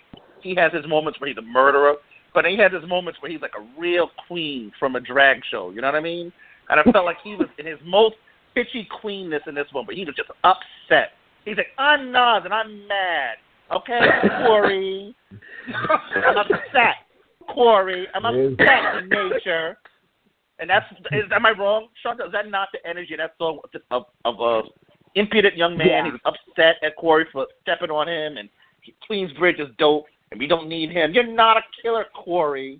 Hold on. There's a line where he talks about him being shot, and then we're going to let's see where he's got being shot in the shot. thigh, and he didn't do anything about it. Yeah, he got shot in the thigh. He didn't do anything about it. Here it goes. It goes. I put your name on a map after Marley and Shan. QB before The Rock had one jam. Before Death Row, Bad Boy Beef, and Streets Locked with raw talent. I laugh at the week. So that's pretty much how it went. And he says, Mega, I hope you blow. I'm just saying your name. Mega, play your position because you'll never be king. Then he calls Jigga out again. Even Jigga want the crown, poor thing, but no. Yeah, Nope. Yeah, but I mean, in the song, wasn't he trying to like rhyme like Slick Rick? He had like the Slick Rick cadence, and it comes at he's giving a Slick Rick cadence, which is really awkward. Yeah, it was just it is terrible. It's disappointing. And again, I'm speaking as a person who has bought every Nas album since fucking Illmatic. Yeah. You must feel bad about yourself after today, fam. You didn't listen to him apparently. Yeah. I would skip. Well, that's why Skip is great because at like when it came to Nostradamus, and I told Danny, and he really was annoyed that You Owe Me was our getting dressed to go to the club song. It was also a song that my mother did not enjoy. She really fucking hated it. So 1999, he dropped 2 albums in 99. Right now we are in Stillmatic, and Stillmatic's 99, right? Well, here's the thing. No, Stillmatic. 2001. It's okay. 2001. Well, you know why that album was really bad also, besides, Danny, like, not liking him. Like, that was supposed to be a double album. And I'm so happy it wasn't, because it's terrible. Yes, I Am was supposed to be a double album. But because it got... But you understand that I'm not, I hope you're not thinking I hate that. I don't hate him. He's just very boring. And it's the same kind of song. It's like, and why are we overrated? Imagine if, let's say, for instance, you were not very educated, right? But you thought you were. And imagine you were kind of handsome but had a really big outlet. That's what he would be. You know what I'm saying? Like, he's not someone who should be kept in anybody's list. Also, 1999, we got The Chronic. Well, hold on. We got The Chronic, 2001, The Chronic. We got Roots, All Things Fall Apart. We have Black on Both Sides. We have A Prince Among Thieves. Let's go. We got Volume 3, Life and Times. Murder Music dropped that year. Slim Shady. What else we got going on there? No. Shout out to Malik. Slim Shady. We're going to fuck with Slim Shady. Slim Shady was in it, too. Hold on, looking up. No, I'm going to count that. There's a lot of trash in here, man. What's it like? That's where it starts going left. Like a soundball. Peanuts dropped their After War, only album I gave a shit about. It's good. Foxy Brown's China Doll dropped. Born Again dropped. Then it was X. Oh, I'm talking about the greatest fucking album in the fucking year dropped. Made Man by Silk the Shocker. Yes, obviously. Let's go. Let's do it. Let's go. I mean. Oh, shit. No, Ain't My Fault was on that shit. Ain't My Fault Part 2 was on that.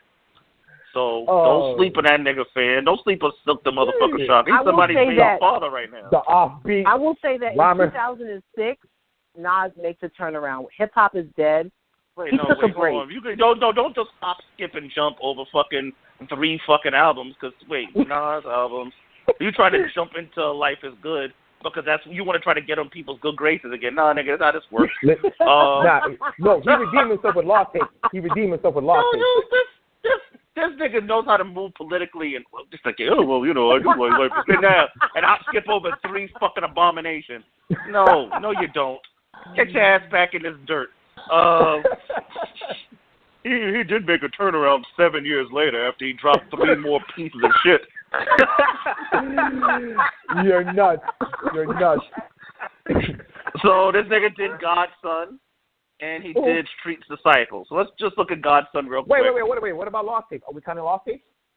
Oh, What? come on, Lost Mike. Tapes? Yeah, no, come on, man. Come on, yo. We let you on the show. We fuck with you. We all right with you, dog. Like, don't put us through shit that you... I heard it today. Put it this way. I had a fucking crisis today. Like a legitimate crisis. We'll go into what Chantel could admit. Well, did I have a crisis today? He had a crisis today. A legit crisis. Much Because better being than an Lost adult Tapes. sucks, by the way. Yeah, I had to, like, literally handle 15 things today better than Lost Tapes. Lost Tapes felt like a... You ever, like, I don't know. Wow. No, probably not. This never happened to me, but I assume this is what it's like. Someone calling you to tell you that they jerked off. That's what Lost Tapes felt like. Jesus. You're nuts. You're nuts. It's like someone calling and go like, yo, homie, I just beat my meat. That's what Lost Tapes felt like. Danny reading my text messages. and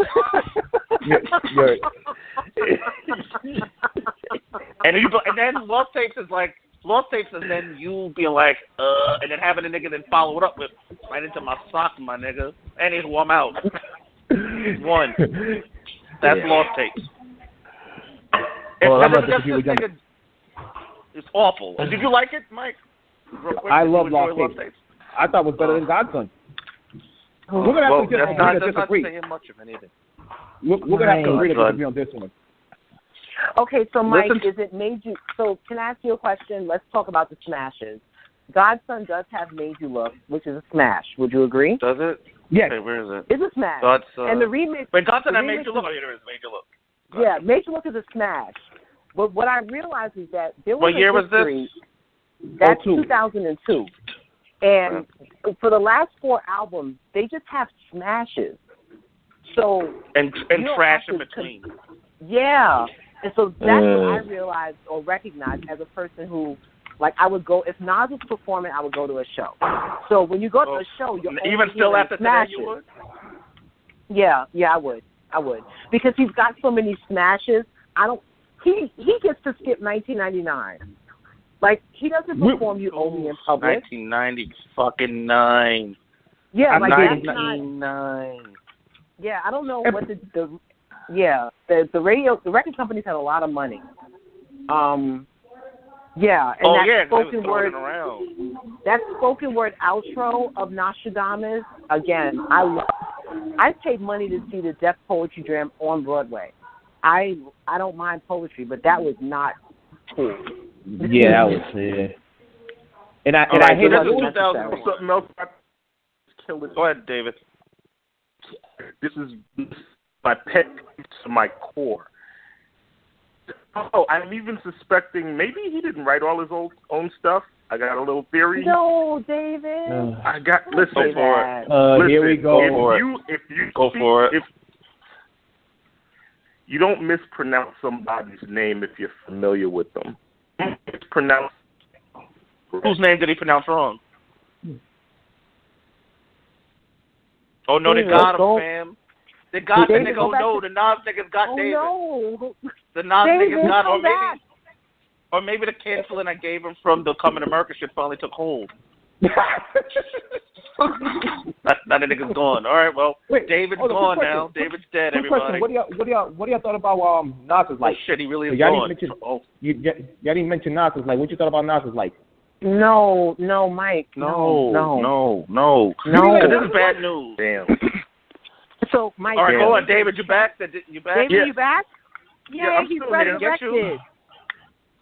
This nigga said some more hot shit that he ain't write his own lyrics. Ass cap sent some niggas to the space real quick to come get this nigga. I don't know. All I'm saying is I don't know how this man managed to mispronounce one of the most famous black actors' name of all time while invoking his name. Ozzie Davis? And then turned around. Yeah, he's trying to say Ozzie Davis, said Ozzie Davis, who mispronounces Ozzie Davis. But then not only did he do that in Thug's Mansion, he turned around and on Papa's Dead album did the same exact mispronunciation on Blunt Ashes. So, I don't know if you want to put that into the maybe he don't write his own So shit could column that be like or how into the is maybe that, he talk about shit he don't know nothing about column. I don't know. I'm gonna put it in the. I want to put in the stuff he doesn't know about. I'm gonna think that maybe he saw the name. It was a flip and then let it rock. Hell, I'm on record of saying he's an idiot, and I think that he probably saw it and was like, "Oh, O.C. Davis, he's a good actor. I like when he acts in things with his wife, Rue YD." So can I tell you guys a secret? So I made the mistake of, because I like documentaries. So I saw Nas's documentary, so I realized that he left school in seventh grade. I made the mistake of telling Danny that, and that really colored informed it. Yeah. No, not color nothing. You told me this after the fact. You told me after it. The moment you said it, what did I say? You said after I see the bunch of them, I said makes sense. Because it sounds like a nigga who really has a base understanding of everything, but is speaking very super confidently. Like he sounds like that nigga that's got all those chicks, and he moves to the Amazon. He's a Hotep nigga, and he's got like those wives. Nigga looks like he stinks. You know what nigga I'm talking about? And he speaks so confidently, but has no real basis for any of this confidence. That's what he sounds like all the time. Also, and then my question becomes,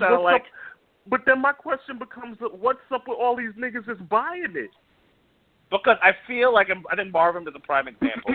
I think this is a point I made earlier because I made a few good points today, which I cannot recall. One was I think Nas is what J. Cole is today.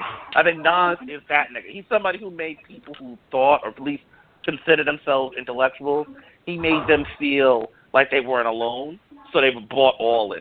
I think he made it seem like he was an intelligent dude, and he made people feel, because that's also a thing, and it's a thing that I don't do. People who make people feel smart write their own ticket. And as I've told you, it's not my job to make you feel smart, you fucking mongoloid. Make yourself feel smart. But Nas makes these people feel clever because he's putting them on to some unknown knowledge. So then they get to feel like they're part of an exclusive club of knowing sixth grade history. So when Jay-Z makes some remark of just because he wears a kufi doesn't mean that he's right. And just because you don't understand, is it black girl laws or is it shorty or you know, like, is it Uchi Wally Wally or is it one mic? Is it black girl laws or shorty or you know, I know that people felt like he was hating on him, but it was actually a pretty astute observation of what we were getting here. Yeah, but when that was also that, a big it was part like of it too little too late. It was too little too late. If you would have dropped that instead of Super Ugly, maybe the battle would have been a little bit different. Why? Well, no. Now, I'm speaking as a woman who would not love if a man who I fucked then told everyone how he fucked me, but I get it. Super Ugly was necessary. It was necessary. It's fine. It's not a big deal. Why does everyone get so... Look, that girl knew because who it her didn't child's sound like father was. it didn't sound like a diss to Nas. It sounded like more of a diss to Carmen. No, it didn't. Like the whole thing. No, it did not. The whole thing after her. I'm saying to you as a woman, it didn't. Because she knew who her child's father was when she decided to fuck this guy. Women are not totally retarded. And I hate to use that word, but just to give you some clarity, if you know who you are and you know who you choose to sleep with after your man, you know what you're doing. She's not a victim. So when he said what he said, he said what he said. That's it. Yeah, here's the thing, though, man. When he dropped that Ether joint, like, Jay felt a certain way because, like, let's be honest, in 01, James run rap. He was, like, the fucking king. And everybody who came against him, he destroyed. Between Meaning, between Nino, Prodigy, like, anybody who attacked him, he went after them, and he pretty much won. But when it came to Nas, it became like it became a thing that it wasn't going to be that easy because of the perception. It felt like Nas was like the one he had to take out because in New York, it was like those two. Is it fair to say that? Yeah. It was him yes. and maybe DMX, but DMX would not look as a lyricist. So Nas was like the last one left. DMX is busy. Yeah. Yeah. So between that, one. And you also got to remember, Jay had the radio unlocked, so I remember K-Fake talking about that. Jay had so much power that they had this sign saying no Nas music in the radio station. K-Slay. As another thing we need to thank Jay-Z for is keeping that nigga off the radio. Props to fucking Jay-Z for saving us collectively from this nigga's bullshit-ass music. Jay-Z again and again. So Jay-Z got 21 Savage, so he's a hero for that. And he's a hero for keeping that nigga's sanctimonious dumb nigga lyrics out of our ears. Thank you, Jay-Z. I know you're not listening to me. According to you might listen to this podcast. I don't know. Thank you, my nigga. You a real hero. Because I had so, Mike, you didn't like. So, Michael, you didn't like Super Ugly. You felt that was going too far. Not even going too far because I know, technically speaking, there's no rules in battle. You know what I mean? There's no limit, so it's fair game. Did you think the construction was poor? Did you think the construction of the song was poor? It was poor. It was desperate. It was too rushed. The fact that after, I remember hearing the radio station when he lost, you managed to say he lost. He was on the radio station copping pleas. Now he was apologizing to Carmen, the family. You know what I'm saying? Like, he knew the shit was whack. And then he was copping pleas saying, it's not really a song. It was just a freestyle, Jack and beats. Like, I got the interview.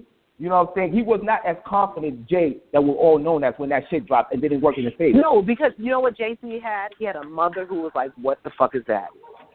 What was that? And then my mom told me to stop. Yeah. Sometimes you let our moms walk us down roads we shouldn't walk down. His mom was wrong. He fucking killed him. And that's what you're supposed to do. Kill him. All right, we're going to wrap this up. We're going to do final thoughts. We're going to do final thoughts. And one more thing about Ether. One more thing about Ether. That line when he talked about when he talked about the whole, you went from king to earth to big. The reason why I kept saying that line was so important because throughout Jay's career, people don't want to admit it, he has a tendency that he can't do it by himself. And by that, I mean that he always stands whoever's hot next to him, real close, to make sure he either gets to him, give him that look, and then once he's done with them, he keeps going. Real quick, are you the same dude that said that Nas realized that he wasn't going to blow up unless he changed his style up, and he did, it was written, he changed it up? So he did what he needed to do to be successful? So, all right, Jay-Z did the same thing. Jay-Z's still here, and Nas owns Sweet Chick. All right, but it means he can't do it by himself. and even till now, because he got Beyonce, he can't do it by himself. That's why he's holding your life for that. But he did it though. That's the thing. He did it. Jay-Z owns the net. This nigga owns Sweet Chick. Anyway, David. He don't even know he owns the Knicks. All right, I hear you, fam. Come on, let's close this up. All right, David, what's your last thoughts, David? I gave you my last thoughts. Y'all are doing the Lord's work. I hope there's a part 2. I'll be here for that too. Next week. All right, Chantel, last thought. My last thought is it all turns around in 2006, y'all. This nigga really wants to get back in your good graces, fam. She wants it so bad. It does turn around. It really does. It turns around. It does turn around. And we're going to get Nas to do it. You can't be saying that it turns around, Mr. I'm a fan. It turns around. It's been turned around. Well, there was a point that he was whack. I'm not going to deny the fact that there was a point that he was whack. As Marv said, he's the leader of the conscious movement, fam. Remember when he said that shit about Easy. I didn't say all that. Also, that means, just as a quick side note, that means Marvin never listens to the Brand Nubians because if you want to talk like conscious, Brand Nubians are conscious. Yeah, oh, no. Sorry, baby. No. You ain't hear Brand Nubians. You ain't hear half them niggas with Madam Butterfly and the other niggas that let they stunk. They all was talking about that shit. They was all talking about going back and getting their mind open and all this other bullshit they were talking about. Again, it's been a pleasure. So, Mike, we're going to do this next week. We're going to get into the part that Chantel's been dying to get into, which is when it turns around again, so she get back in your good graces. So I've led her down 2 bad paths in 1 month, 1 down the soca path, and now down this path. Shout out to homegirl who fucking hates me now. Thanks, great. Yeah, she hates you. She hates you, fam. She hates you because we are uncultured niggas, but that's another conversation for another time. American. What the hell? Oh, okay. And rest in peace, Ozzie Davis. Pronounce the man's name right. Oh, by O.C. Davis. All right, so everybody tune in to a piece of slander. O.C. Davis has been a real one, O.C. Davis. You know O.C. Davis is being an open segment. Termagent Talk on Spotify and your Anchor, I believe. We have 60 seconds. All right, everybody. But Termagent Talk, Lit BK, whatever the fuck Mike's doing up in Boston. It's been a pleasure. See you guys next week. Hey, bye. Peace. Oh.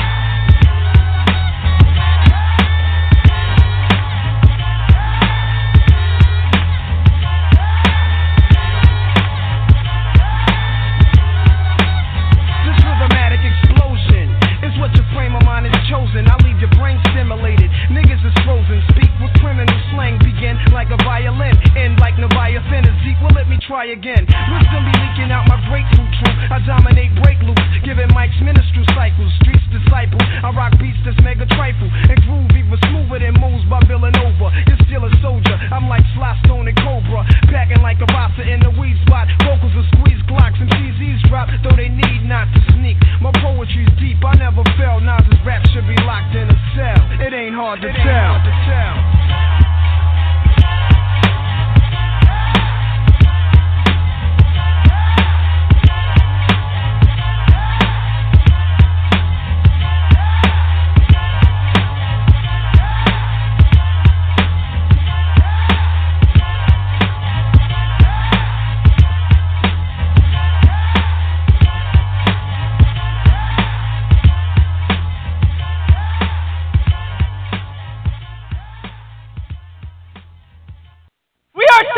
And we're here to make you think about death and get sad and stuff.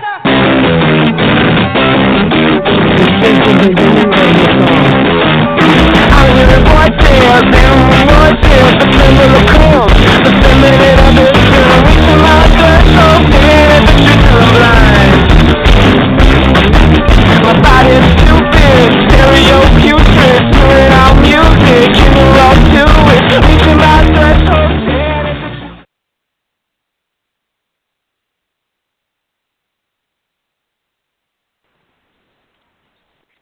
I'm Jay Farner, CEO of Quicken Loans, America's premier home purchase lender. We've created a new way to protect you from unpredictable interest rates. Our exclusive Rate Shield approval. First, we lock your interest rate for up to 90 days. Then, if rates go up, your rate stays locked. But if rates go down, your rate drops. Either way, you win. Call us today at 800-QUICKEN or go to rocketmortgage.com. Rate Shield approval only valid on certain 30-year fixed-rate loans. Call for cost information and conditions. Equal housing lender. Licensed in all 50 states. NMLS number 3030. Additional conditions or exclusions may apply. Additional conditions or exclusions may apply. Additional conditions or exclusions may apply. Additional conditions or exclusions may apply.